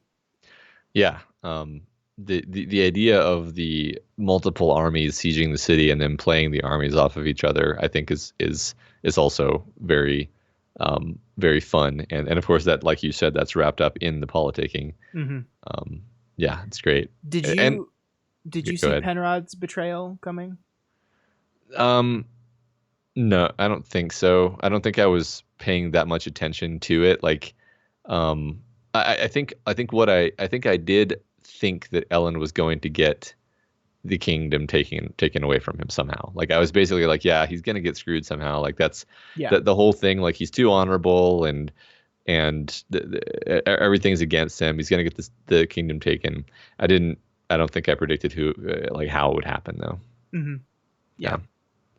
Yeah. I mean, I don't know what else to say. Like, I love this. I love how the story is presented. I love how it plays out. I mean, I didn't pull a slide of Ellen's meeting with his father, but I thought that scene was great too, where it's just like this like the subtle manipulation, right? The Mhm. pretending to be a little bit cowed and then realizing that that's not working and switching tact Yeah. and becoming super threatening, and how Ellen and Vin are kind of both in sync with that manipulation tactic. It's just so fun to read. It's just like taking the characters and putting them in these situations and saying, okay, go react. Like, there are so many moments throughout, especially this middle part of the book, that are just like, I don't know how the fuck they're gonna get out of this one. Like, I Uh-huh. really don't. And I think that's when reading is fun. I think when you're just like, when you stick your characters in this seemingly unwinnable situation, and you're just like, let's see how they manage to get the hell out of this one. Yeah. Yeah. That was great. It was so satisfying to have Ellen stand up to his father, right? Yeah. Oh You're yeah. just like, oh yeah. And let's just take a minute to appreciate all these side characters. I mean, I'd consider characters like Straff to be side characters, and they're all really quite distinct. Penrod's quite distinct from the other nobles. Mm-hmm. You've really got a pretty big cast of characters, and they all feel really, really fleshed out. I think I agree with that for sure. I mean, even Straff Venture is a pretty fleshed out character, Mhm. considering he doesn't do much other than be a presence throughout the story and like influence things Yeah, through like almost inaction. and be extremely abusive and evil. Yeah, Oh yeah, he's terrible. He's so yeah, like, out of every character we see in the story, I think he's like the worst, right? right, Like, I can't think of someone that's for worse sure. than him. Zane is tragic. Yeah. Straff is just garbage. Ugh. And yeah, he gets a suitable ending. Yeah. All right. Okay. Let's move on. Let's learn a little bit more about the Kandra. What is it what is it your people don't have prophecies about anyway? That's a tough sentence to start with. I don't think you want to know, mistress. Vin smiled. They talk about overthrowing us, don't they? Sir sat down, and she could almost see a flush on his canine face. My people have dealt with the contract for a great long time, mistress. I know it is difficult for you to understand why we would live under this burden, but we find it necessary. Yet we do dream of a day when it may not be. When all the humans are subject to you, Vin asked. Sir looked away. When they're all dead, actually. Wow. The prophecies are not literal, mistress, Sir said. They're metaphors, expressions of hope. Or at least that's how I have always seen them. Perhaps your terrorist prophecies are the same. Expressions of a belief that if the people were in danger, their gods would send a hero to protect them. In this case, the vagueness would be intentional and rational. The prophecies were never meant to mean someone specific, but more to speak of a general feeling, a general hope. If the prophecies weren't specific, why could only she sense the drumming beats? Stop it, she told herself. You're jumping to conclusions. So, once again, we have Sanderson doing a whole lot in one little bit. Yeah, a lot of stuff going on with religion. The idea that take the religion for inspiration and guidance, not literally. But then again, Vin in the very next paragraph is like, yeah, but I literally hear this magical well calling to me in my head. Yeah. I love the idea, like it takes so long for her to admit to herself that she thinks that she's the hero of ages. Because she definitely suspects it from pretty early, but like here she's dancing around thinking that, right? Yeah. She does believe she's, because it freaks her out. Like the idea that she's so strong and she can hear it and she's aware of the prophecies and all that. But she shies away from actually thinking it. I think that's fun writing. Yeah, I think it is too. And of course, what we learn is that she's being manipulated into feeling this way.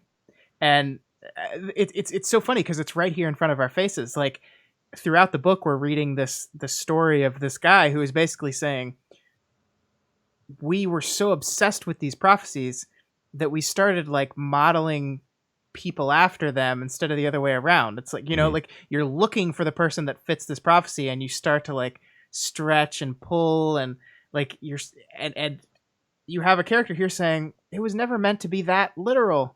It was never meant to be like there's one person and he's going to do this and look like this. It was just like it was just a representation of our dream and our hope for a better time.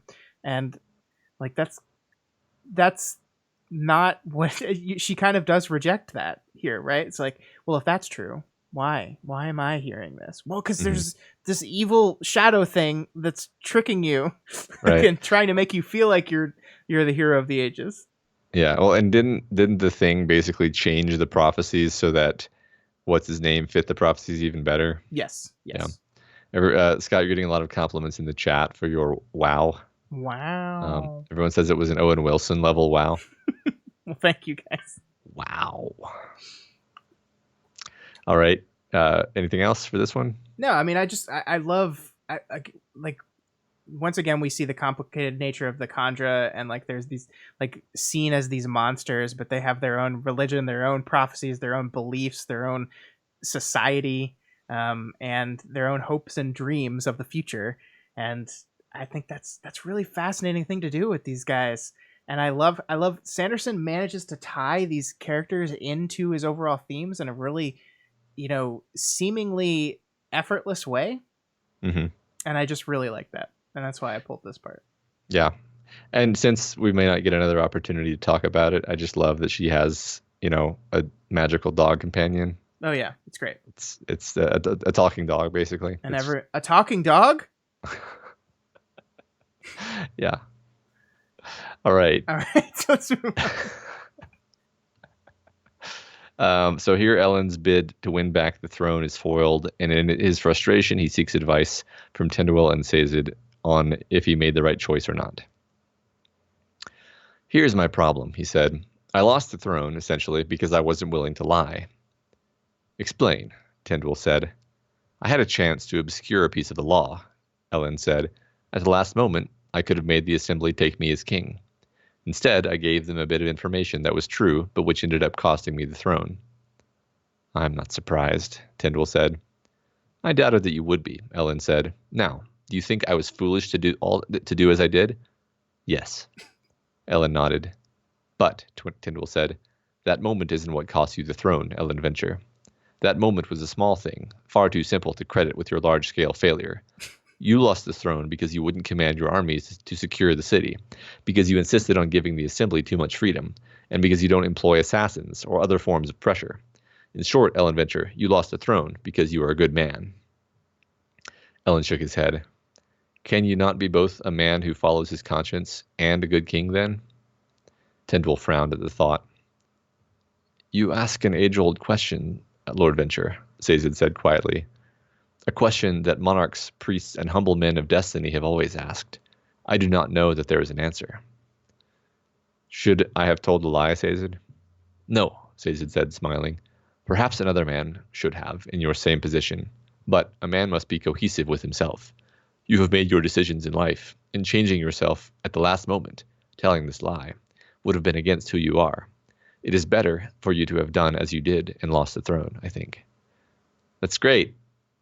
The wisest thing anybody's ever said. It's done. Close the book. I love it though, right? I Yeah. mean, like, I can't, like, I know I am being a little biased here because this lines up with my sense of my definition of I don't want to say morality, but of how you should present yourself Yeah. and behave in a civilized society. Stay Virtue, true to who maybe. you are. Yeah, exactly. There you go. Virtue. Stay true to you. And I love Tindwyl's moment here of, like, you know, so many times we get to these one decision, this one break point, and we're like, if I stay true to myself, I'll lose everything. But if I do this one bad thing, well, then I'll win. And I love Tindwyl's breakdown. It was like, well, it's not just that one moment. It's not like this was one moment, one momentary choice of do bad or lose. Everything led up to this. It's kind of like a complex way of doing the whole one player doesn't lose a football game, right? Like, Yeah. it's a combination of a long chain of events that led you here, and your choices along the way. You shouldn't change the way you're doing things at the very end just because the choices that have led you to the end are ones that have gotten you into this tough position. Stay true to who you are. Stay true to yourself. And Tindwyl disagrees with Sazed on some of this stuff, but at the end of this conversation, she comes back with, "Yeah, I think it is better that you remained who you are." Yeah. I mean, I love the two sentences. Perhaps another man should have in your same position. It's fascinating, the idea that, like, the answer to the question, should you have lied or not, varies depending on the man in that position. Yeah. Ellen should not have, but maybe if it were Straff, he certainly should have. That's fantastic. It's really a very complicated idea, and it's the just portrayed so elegantly. Pretty much everything Sazed said is like the wisest and most elegant thing ever. I love it. A man must be cohesive with himself. I love that. Yeah. Love that. Yeah. Yeah, I thought this was great. I thought, like, and it's still not simple, right? Because the book has clearly showed that, yeah, he stayed cohesive with himself, but he's not king anymore, and the city's going to collapse and everyone's going to die. But could he have saved it? If he had sacrificed to himself and won the kingship, would everything have been fine? And I don't think it's tough in those moments. You feel like you fucked up, you did the right thing, and the right thing hurt you. But it's hard to see what the future brings or what that different choice would have done. Yeah, I mean, the ending of the story is so twisty and turny. It's hard to say what actually would have resulted from that. You probably wouldn't have got to beat a Kolos to death, though. So yeah, that's true. That would have been much less cool. Fucking badass. Yes, it was. All right. So, as tensions mount in the capital, Sazed and Tindwyl continue to research the deepness and the message left on the wall. Except, Matt, something weird's going on. Okay. Something's wrong. That's a Ghostbusters song. I'm not going to sing it. Sazed, Tindwyl asked, frowning. What is this? She reached to the stack of papers, pulling out a sheet that was slightly askew. As she held it up, Sazed was shocked to see that a chunk from the bottom right corner had been torn off. Did you do this? She asked. No, Sazed said. He accepted the paper. It was one of the transcriptions of the rubbing. The tear had removed the last sentence or so. There was no sign of the missing piece. Sazed looked up, meeting Tindwyl's confused gaze. She turned, shuffling through a stack of papers to the side. She pulled out another copy of the transcription and held it up. Sazed felt a chill. The corner was missing. I referenced this yesterday, Tindwyl said quietly. I haven't left the room save for a few minutes since then, and you were always here. Did you leave last night, Sazed asked, to visit the privy while I slept? Perhaps. I don't remember. Sazed sat for a moment staring at the page. The tear was eerily similar in shape to the one from the main stack. Tindwyl, apparently thinking the same thing, laid it over its companion. It matched perfectly. Even the smallest ridges in the tears were identical. Even if they'd been torn lying right on top of each other, the duplication wouldn't have been so perfect. Both of them sat staring. Then they burst into motion, rifling through their stacked pages. Sazed had 4 copies of the transcription. All were missing the same exact chunk. What's going on? Woo! I mean, I just assumed that the spy was sneaking into their room or something, which doesn't really make a lot of sense because why would the spy? But no, it's the magical evil thing, right? Yeah, but so here's the thing I don't understand about this, and maybe I'm just overthinking it. But if the magical evil thing has the ability to change the writing whenever it wants, what is the importance of ripping the last bit off? I mean, my sort of subconsciously automatically generated answer was like, maybe it can't change that much stuff. Like it takes effort for it. And so it just destroys all of the copies and then generates one fake. And that's it's a pretty lame explanation, to be honest. I don't know. I don't know why it went this way. I almost feel like this is the kind of thing that we're going to learn more about when we learn more about the nature of this thing in the next book. That's very possible. Yeah. Before we, if you have anything else to say about that, go ahead. But No, go ahead. I love the bit when I think, is it Ellen who walks in on them doing their studies and they're both just like catatonically staring straight ahead. Yeah. And not reacting. And I thought that was great because when they're working together, it's all just like, yes, they access their metal minds and read through this, and then they'll like read a bit and then they'll talk to each other and then they'll go back to that. And then but like a third party comes in and you realize that they're just like sitting there for hours and hours and hours motionless, accessing their telepathic metal thingies. So it was a funny moment to me. It is. I like it a lot. And just, can we talk about, I didn't pull a slide showing Sazed's like big, like badass hero moment where he's just beating the shit out of people. So I just kind of want to talk about Sazed and seeing the full strength of his power, right? And using all his different metal minds, and just how amazing that. I think it's such a cool idea. And like, I understood it at a very surface level in the first book, to where I didn't quite get it, and like seeing it in action in this book is so much different. Like seeing him like binocular his vision out and make himself so light he almost like floats away, and like and buffing himself up, and with the part where he just sprints for like 5 days straight, or it's like 2 weeks, isn't it? Something ridiculous. It's so cool. It's so interesting and fascinating. And like, so there's 2 magic systems in this book, and they interact with each other in great ways. Yeah. I mean, it's so great to have this like humble, quiet, meek character who then gets to be this fantastic action hero moment toward the end, and it feels so earned. I love the bit when he's saving up qualities in his metal minds, and he just is just miserable. Yeah, he's like dumber, feels sick, weak, can't see, can't hear. Like, it's just, I don't know. I just thought that was both endearing and funny. Yeah. So Jess and Bishop say that we will learn more about the specifics of maybe why the tear in the 3rd book. So, okay, cool. Good. It is good to know that will be answered, and it's not just something that I'm glad I'm supposed to be confused there. Yeah.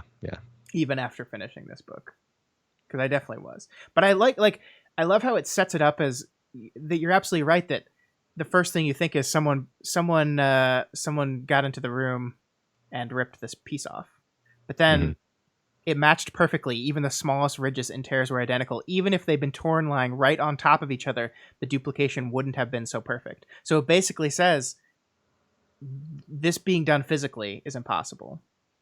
And we're moving towards the back of the book now, and we're really starting. I think the book is really starting to make you realize that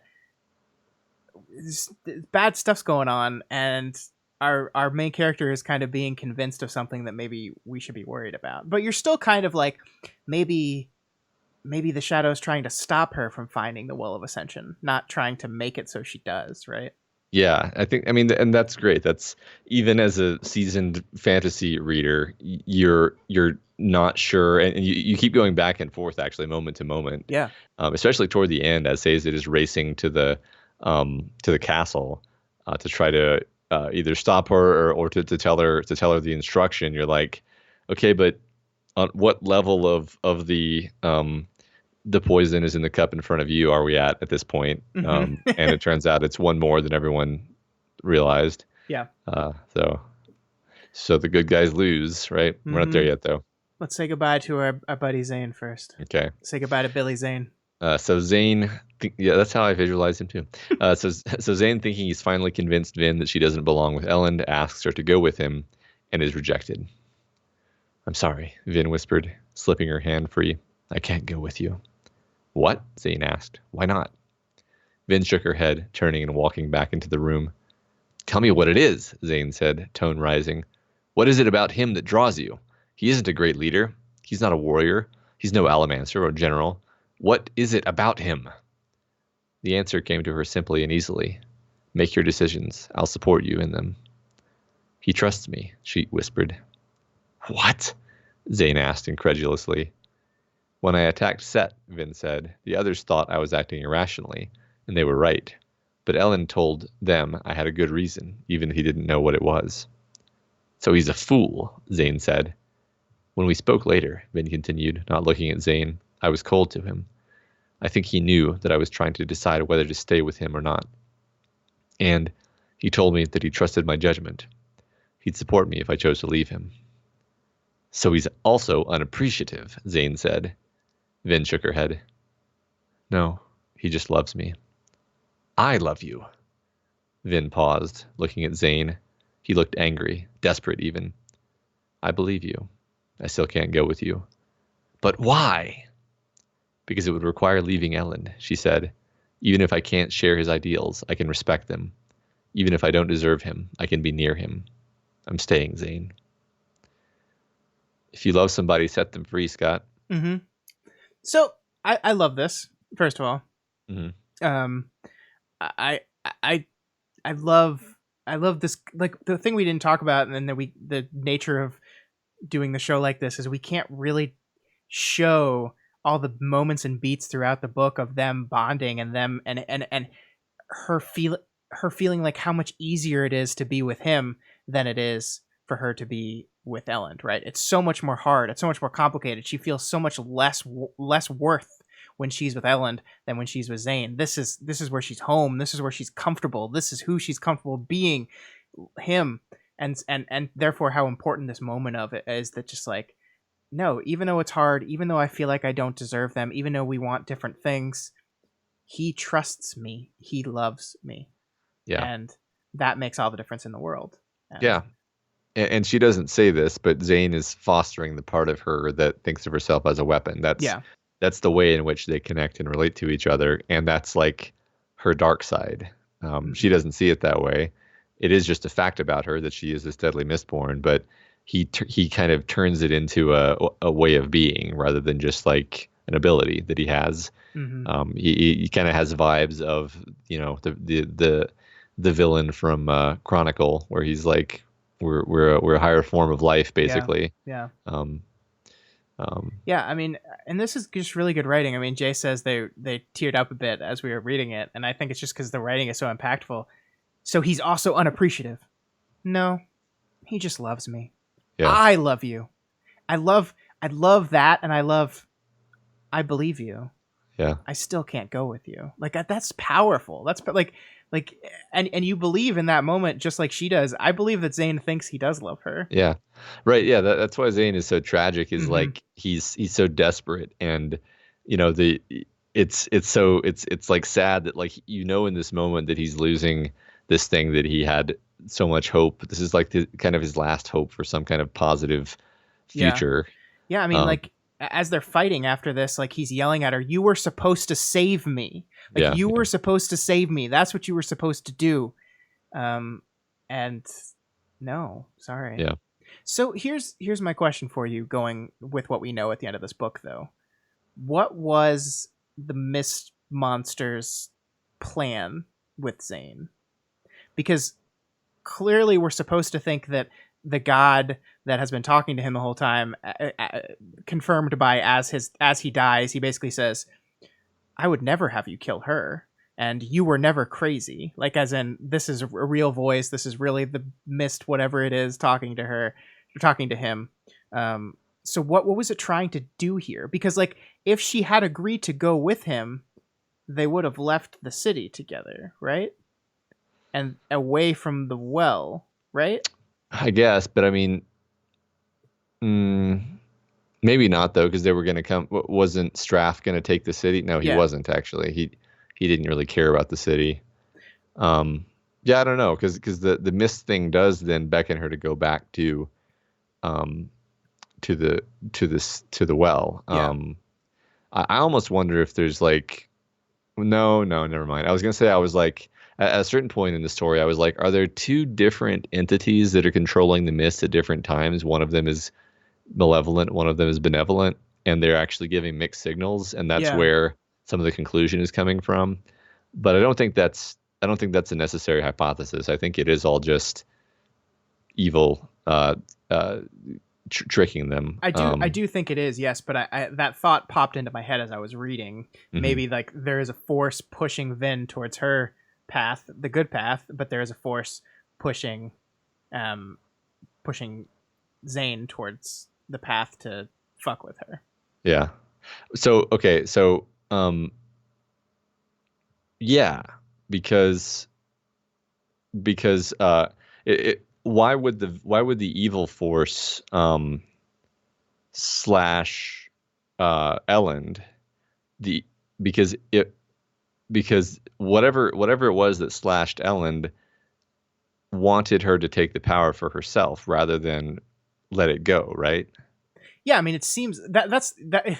Yeah, I mean, we're jumping ahead a little bit here, but I agree. There's moments at the end of this book, and my guess here is that we just don't know everything yet. Yeah. But there are moments that seem like they contradict with each other, and I think it fits well with the whole fact that as Sazed is anxiously looking through the thing, the one thing he can't square is that these writings seem to contradict each other. They don't make sense. The events, the actions of these people don't make sense. And then at the end of this book, I agree that some of the actions, if this is one like malevolent force, I don't understand why it's behaving in that certain way. Like, it seems like it wants her to take it by putting Elend at risk. But then another voice says, "No, you have to release it," and that ends up being the bad thing. Right. Yeah, I mean, I'm waffling back into thinking that there are two different forces. Sure. But and they're working against each other. Yeah, I mean, I've been making the assumption that the mist creature we've been seeing throughout the book is the same thing that is released in the well, right? Just by process of elimination. But yeah, they could be two distinct beings, because like the deepness could be the thing that was released, or it just could be a whole different problem. We don't know. Yeah, right. Because this idea that the deepness is the mists is a hypothesis. Like, it makes a lot of sense. Yeah. But there could be some twist on that. Yeah. Yeah. It's almost as if there's a whole nother book in this series. Right. Yeah. I mean, also, like, the sky is permanently covered with volcanic ash. Like, maybe it was just that, but worse. You know. Yeah. Let's finish the story and we can circle back to these. I love this. I love our buddy Orsur and how he saves Vin here at the end. Yeah, it's great. And Vin then controls him. I thought that was really cool. All right. Where are we? Which slide is this? 15? Yep. Oh yes, the Koloss are now rampaging through the city, and Vin has returned to stop them. She kills hundreds of them, Matt. She kills so many of them. But they just keep coming, and then, desperate, she tries something else. No, Vin said, raising a hand. But they'd run far while she'd been fighting. She wouldn't even have been able to see them, save for her tin. As it was, she was able to see painfully well as the creatures began to lay into the small group with their thick-bladed swords. No, Vin screamed again, the deaths startling her, shocking her, standing as a reminder of all the deaths she had been unable to prevent. No, no, no. Pewter gone. Steel gone. Iron gone. She had nothing. Or she had one thing. Not even pausing to think about what prompted her to use it, she threw a Duralumin enhanced soothing at the beasts. It was as if her mind slammed into something, and then that something shattered. Vin skidded to a halt, shocked, child still in her arms as the Koloss stopped, frozen in the horrific act of slaughter. What did I just do? She thought, tracing through her muddied mind, trying to connect why she had reacted as she had. Was it because she had been frustrated? No. She knew that the Lord Ruler had built the Inquisitors with a weakness. Remove a particular spike from their back, and they'd die. He had also built the Kandra with a weakness. The Koloss had to have a weakness, too. Tensoon called the Koloss his cousins, she thought. She stood upright, the dark street suddenly quite safe for the whimpering ska. The Koloss waited, and she could feel herself in their minds, as if they were an extension of her own body, the same thing she had felt when she'd taken control of Tensoon's body. So now she just controls a big army of monster people. Yep. And it's really badass. Yep. Yep. I mean, so is it, again, this is like a unique her thing, right? Mm-hmm. You get the impression, or I guess maybe it could be a Duralumin thing. I guess, I don't know. I'm going to stop speculating because yeah, I mean, we knew we'll find out. The thing is that like so much of her there's specific power she has that seems to be only her like ingrained power, right? Mm-hmm. But then yeah, we have just like she's able to soothe these creatures into command because she has the Duralumin, which no one else knows about, so or has used. So this doesn't have to be a her unique thing. I mean, we know the Lord Ruler could do it.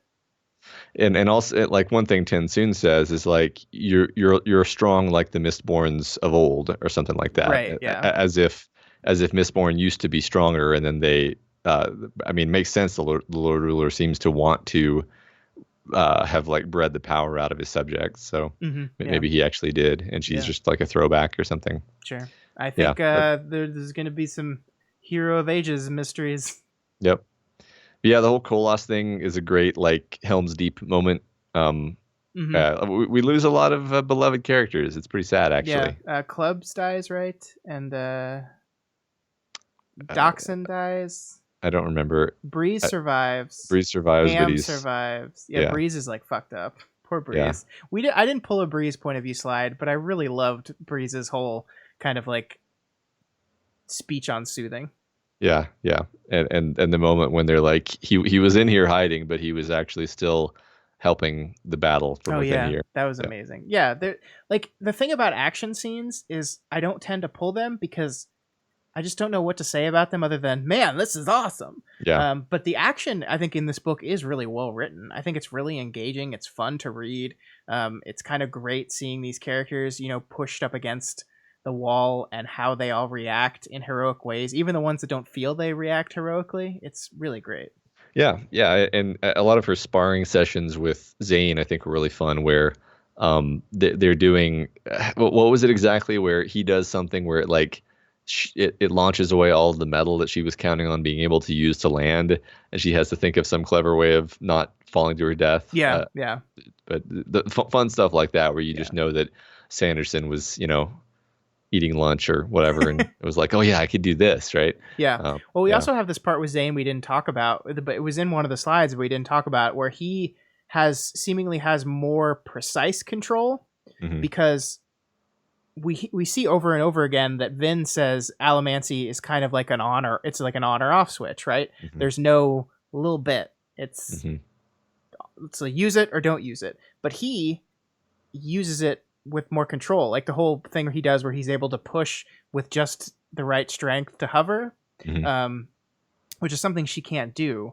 And I think that's interesting, and I think that might play off considering our boy Elend is a Mistborn by the end of this book, so maybe we'll see some more about that. Yeah, cool. Yeah. All right, let's move to 16. the moment. Okay. So here, with the Koloss under her control, the battle winds to a close, but Vin now knows where the Well of Ascension is. She climbs in, taps into the power, and chooses to release it instead of keeping it for herself. She could remake the world. She could push back the mists. She could feed millions with a wave of her hand, punish the evil, protect the weak. She was in awe of herself. The cavern was as if translucent around her, and she saw the entire world spreading, a magnificent sphere upon which life could exist only in a small little area at the poles. She could fix that. She could make things better. She could save Elend. She glanced down and saw him dying. She immediately understood what was wrong with him. She could fix his damaged skin and sliced organs. You mustn't do it, child. Vin looked up in shock. You know what you must do, the voice said, whispering to her. It sounded aged, kindly. I have to save him, she cried. You know what you must do. And she did know. She saw it happen. She saw, as if in a vision, Rashik when he'd taken the power for himself. She saw the disasters he created. It was all or nothing, like allomancy, in a way. If she took the power, she would have to burn it away in a few moments, remaking things as she pleased, but only for a brief time. Or she could give it up. I must defeat the deepness, the voice said. Oh no. And then she releases the power, and then she hears a scream saying, I'm free! I'm free! And you're like, oh no, shit. No. Yeah. And then you're like, oh, there's another book in this series, right? Yeah. So yeah, we have our aged, kindly voice here, which seems different. I really have latched onto your two people or two entities idea here, because the one line that the first time I read it was like a little weird to me was I must defeat the deepness, the voice said, you know? I must, not you must defeat the deepness. So one of the voices saying you know what you must do, you mustn't, and then it goes to I must defeat the deepness. That it's the same voice, I think, but I like this idea of two different things. I just like the writing here. This idea that she, like, it's like super allomancy plus more, where she just she becomes godlike in this moment. Yeah, and you can see exactly what the Lord Ruler did with the power, right? Like he created all these different races. He presumably created allomancy, kind of, right? Seems that way. Yeah. I mean, so did you get the idea that Ellen got the power from the pellet that she made him swallow? Yeah. Or okay, yeah, so did I. Yeah. I was just like, maybe like it's possible that he happened to snap when he got injured. But no, I thought it was the pellet. I like this idea that life is only possible at the poles. That's not something that we knew before this point, right? Mm-hmm. No, it wasn't. So that's like all this entire book has taken place at one of the poles of the planet. Right. That's really you have to assume. Great. Yeah, that's such a fun little science fiction thing just thrown in there. Yeah. Yeah, I mean, I think this is really great, and it's just like there's this moment of and this is where I start to get confused a little bit here, because there's this moment of where she looks at him and she realizes I can't be selfish. I have to trust him and have him trust in me that I know what I'm doing. And I know when I'm going to make the best choice, so I'm not going to be selfish. And so she releases the power, but then like is immediately punished for that, kind of, right? So you're like, well, what's the message of the book then? if like the whole thing's about the trust in their relationship, I'm not going to be selfish. I'm not going to save him and use my power to save him in this moment. But that is bad. Yeah, I mean, I think honestly we're supposed to be ending this. This is the Empire Strikes Back. Of the trilogy. Says it is crushed and faithless. She trusted in his trust in her, and it was the worst idea ever.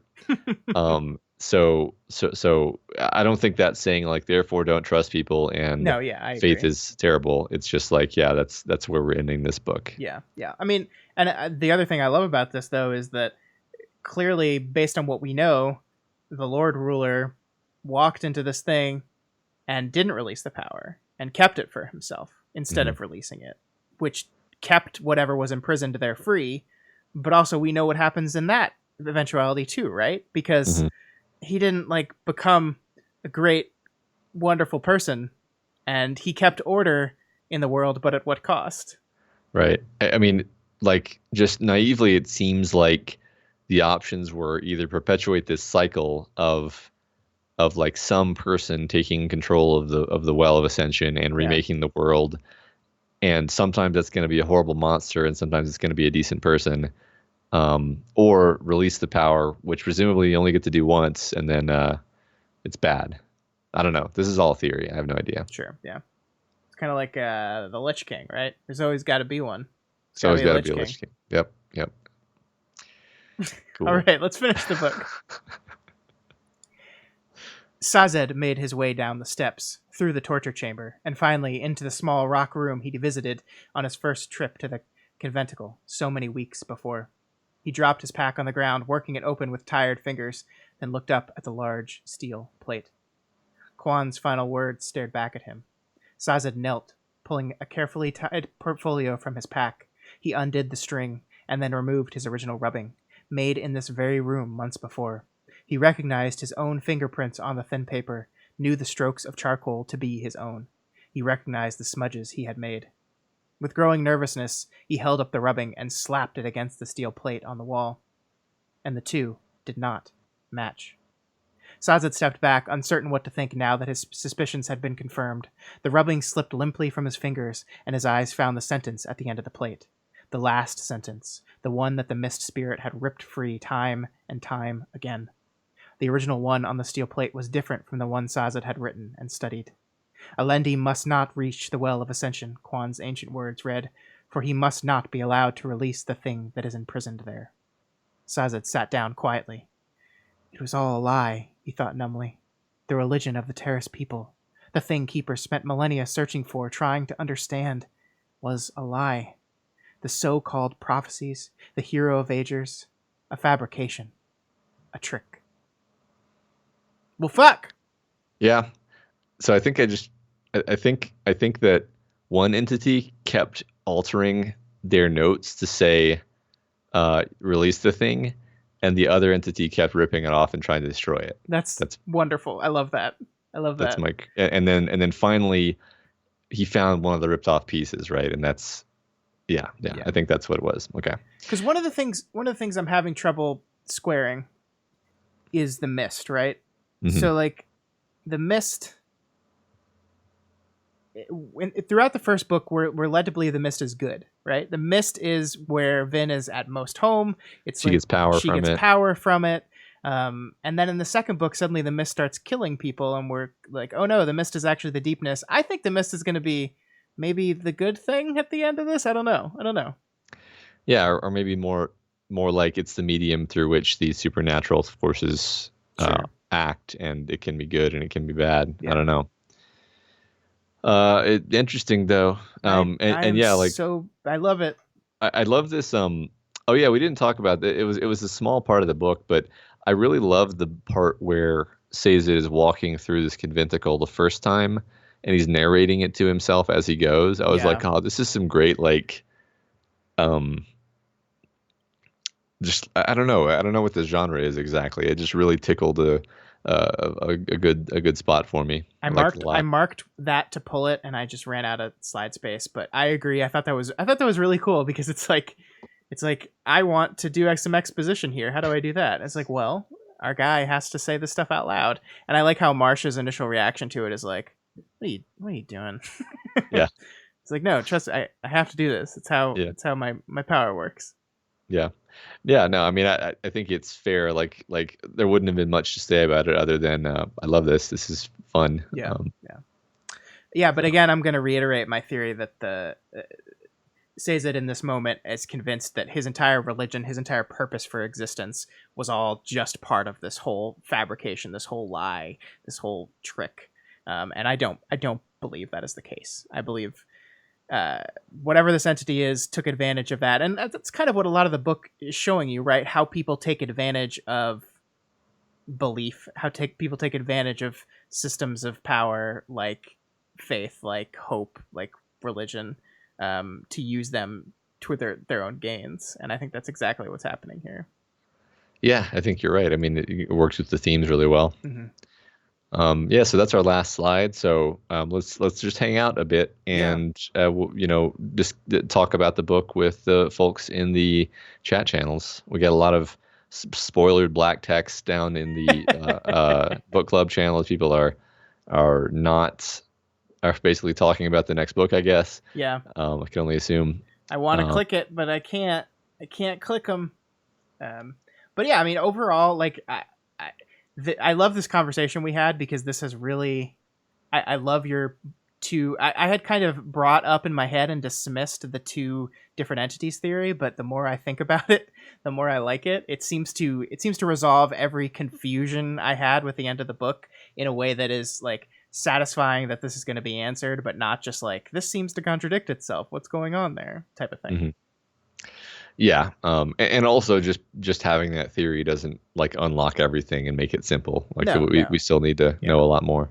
Well, and one of the things, I mean, like so much of what we've talked about is like what's going to happen in the next book. Well, how is this going to be resolved? What's going on here? And I think that stuff is great and necessary in the middle book of a trilogy. But I also I think as a story, this is just a good book on its own. Like Oh yeah, outside of everything that's left over, the journeys our characters go on. I mean, Elend goes on this wonderful journey where he like is this kind of unsure of himself, but ultimately kind-hearted person to where he finds his strength. He ends this book as the emperor, yeah, the emperor of everything. and a Um, Mistborn. yeah, and a Mistborn. And but still, hopefully, that same like kind-hearted, morally good person that we saw throughout it, taking the lessons from the people around him, the strength from the people around him to become this person. Hopefully, I'm hoping like the next book is not like Ellen gets corrupted by the power. That would make me very sad. That would make me sad as well. But we see Vin kind of go through this journey where she recognizes herself and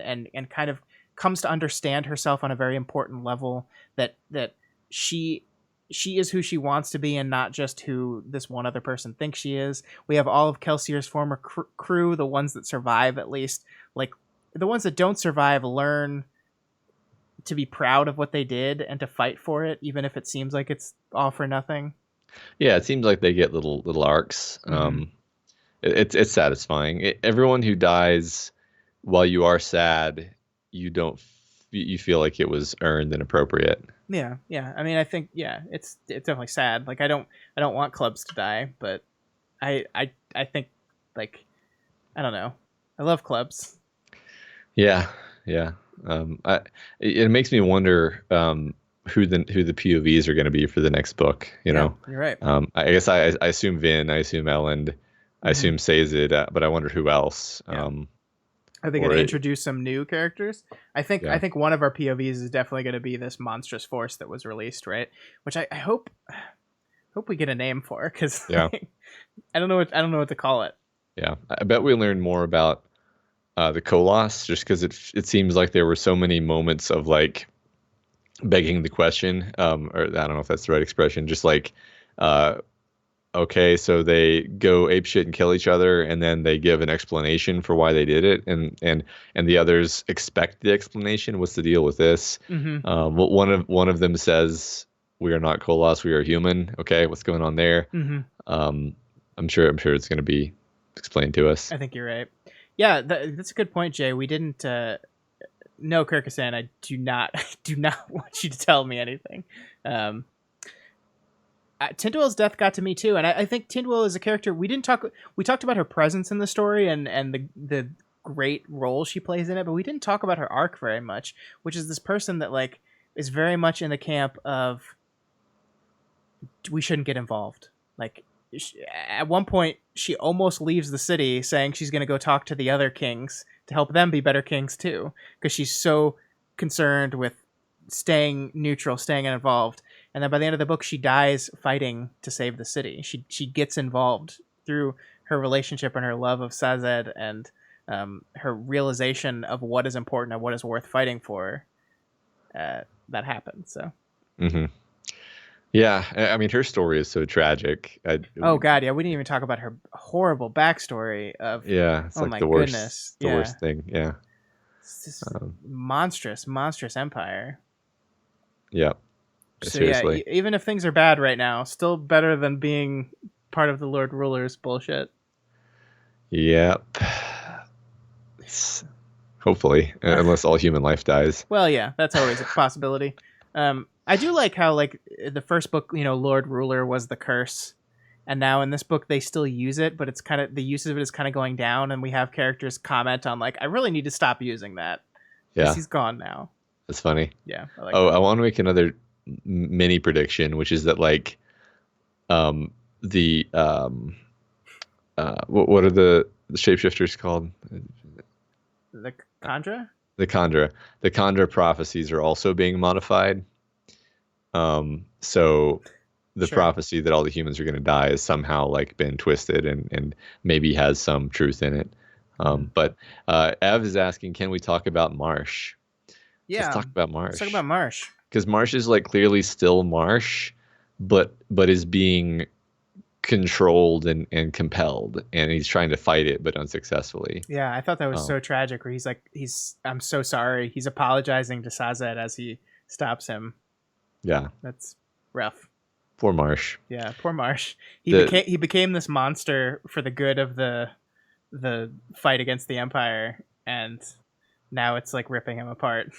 Yeah, I mean it's interesting because the Steel Inquisitors were scary enough in the first book, but somehow he is like the only Steel Inquisitor in this book, and he still manages to bring that fearsomeness. It's almost like because there's only one of them in this book, it makes it scarier. Yeah, I agree.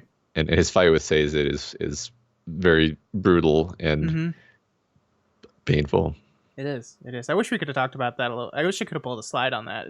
So, guys, I don't know if you noticed, but one of the things I'm trying really hard to do is pulling less slides overall. I shrunk down from, I used to pull 20, and then last month I moved it to 18, and this month I moved it to 15, because I wanted to spend more time talking and less time reading. So I'm trying to get that number down a little bit more in the future.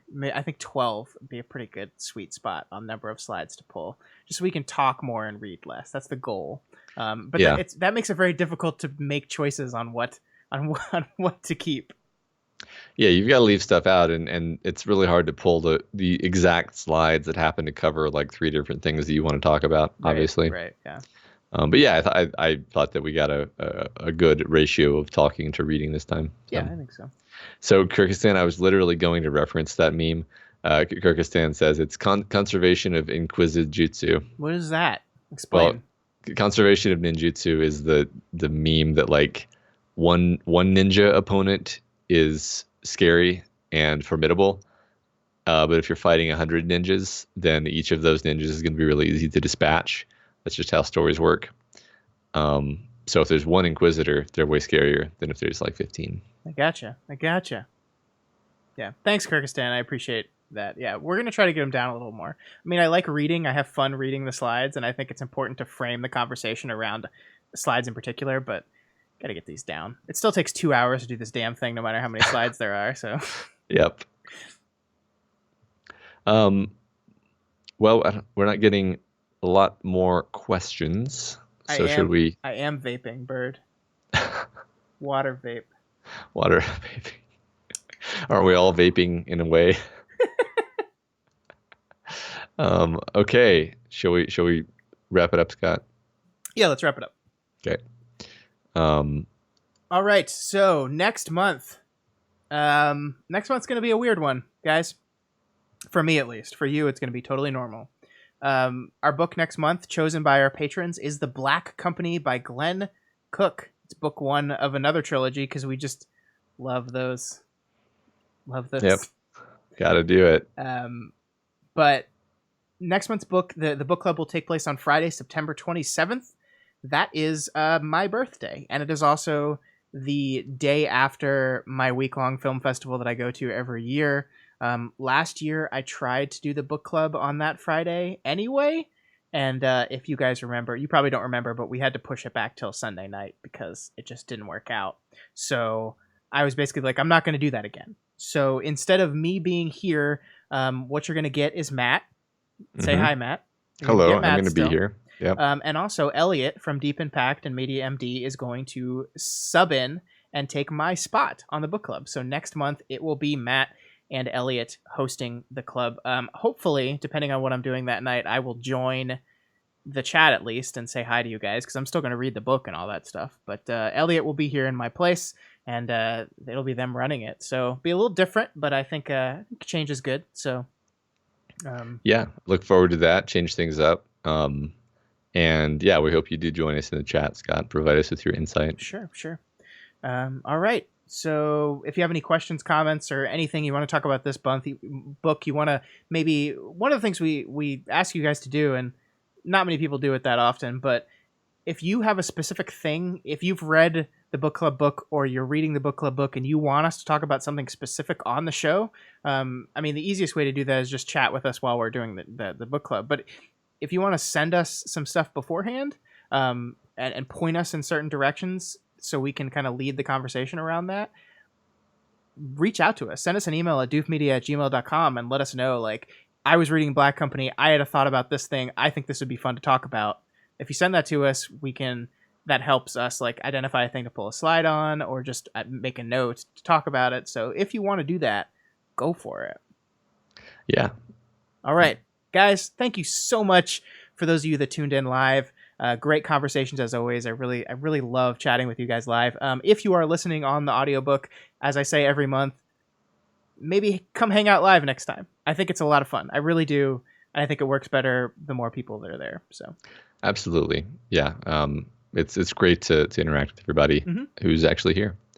So yeah, if you like what we do here at doofmedia.com and you want to see more of it, head over to our Patreon at patreon.com/doofmedia and consider donating $1 a month or whatever else you can afford. You'll get access to our private Discord server, as well as the ability to vote for which books we cover in this book club, and tons of other cool benefits. Go ahead and check it out. Yeah, that's right. And once again, if you have any questions, comments, or just want to reach out to us and say, sup, you can reach out to us on our Twitter account at doofmedia, or email us at doofmedia@gmail.com. All right, guys, enjoy your holiday weekend if you are American. Do other countries have Labor Day? I don't think so. I don't know. Enjoy your normal weekend, other parts of the world, and we will see you all next month. Okay. All right. It is off now. Yes, it is. I'm clicking. I did not mean to open that. What's up, y'all? We done. Thanks for hanging out. Yeah, thanks for hanging out, guys. That was a good time. I had a good time. Yeah. I love the number of slides. I felt like it made it really easy to drill down on every slide, like even to the level of like word choice, which is obviously the best.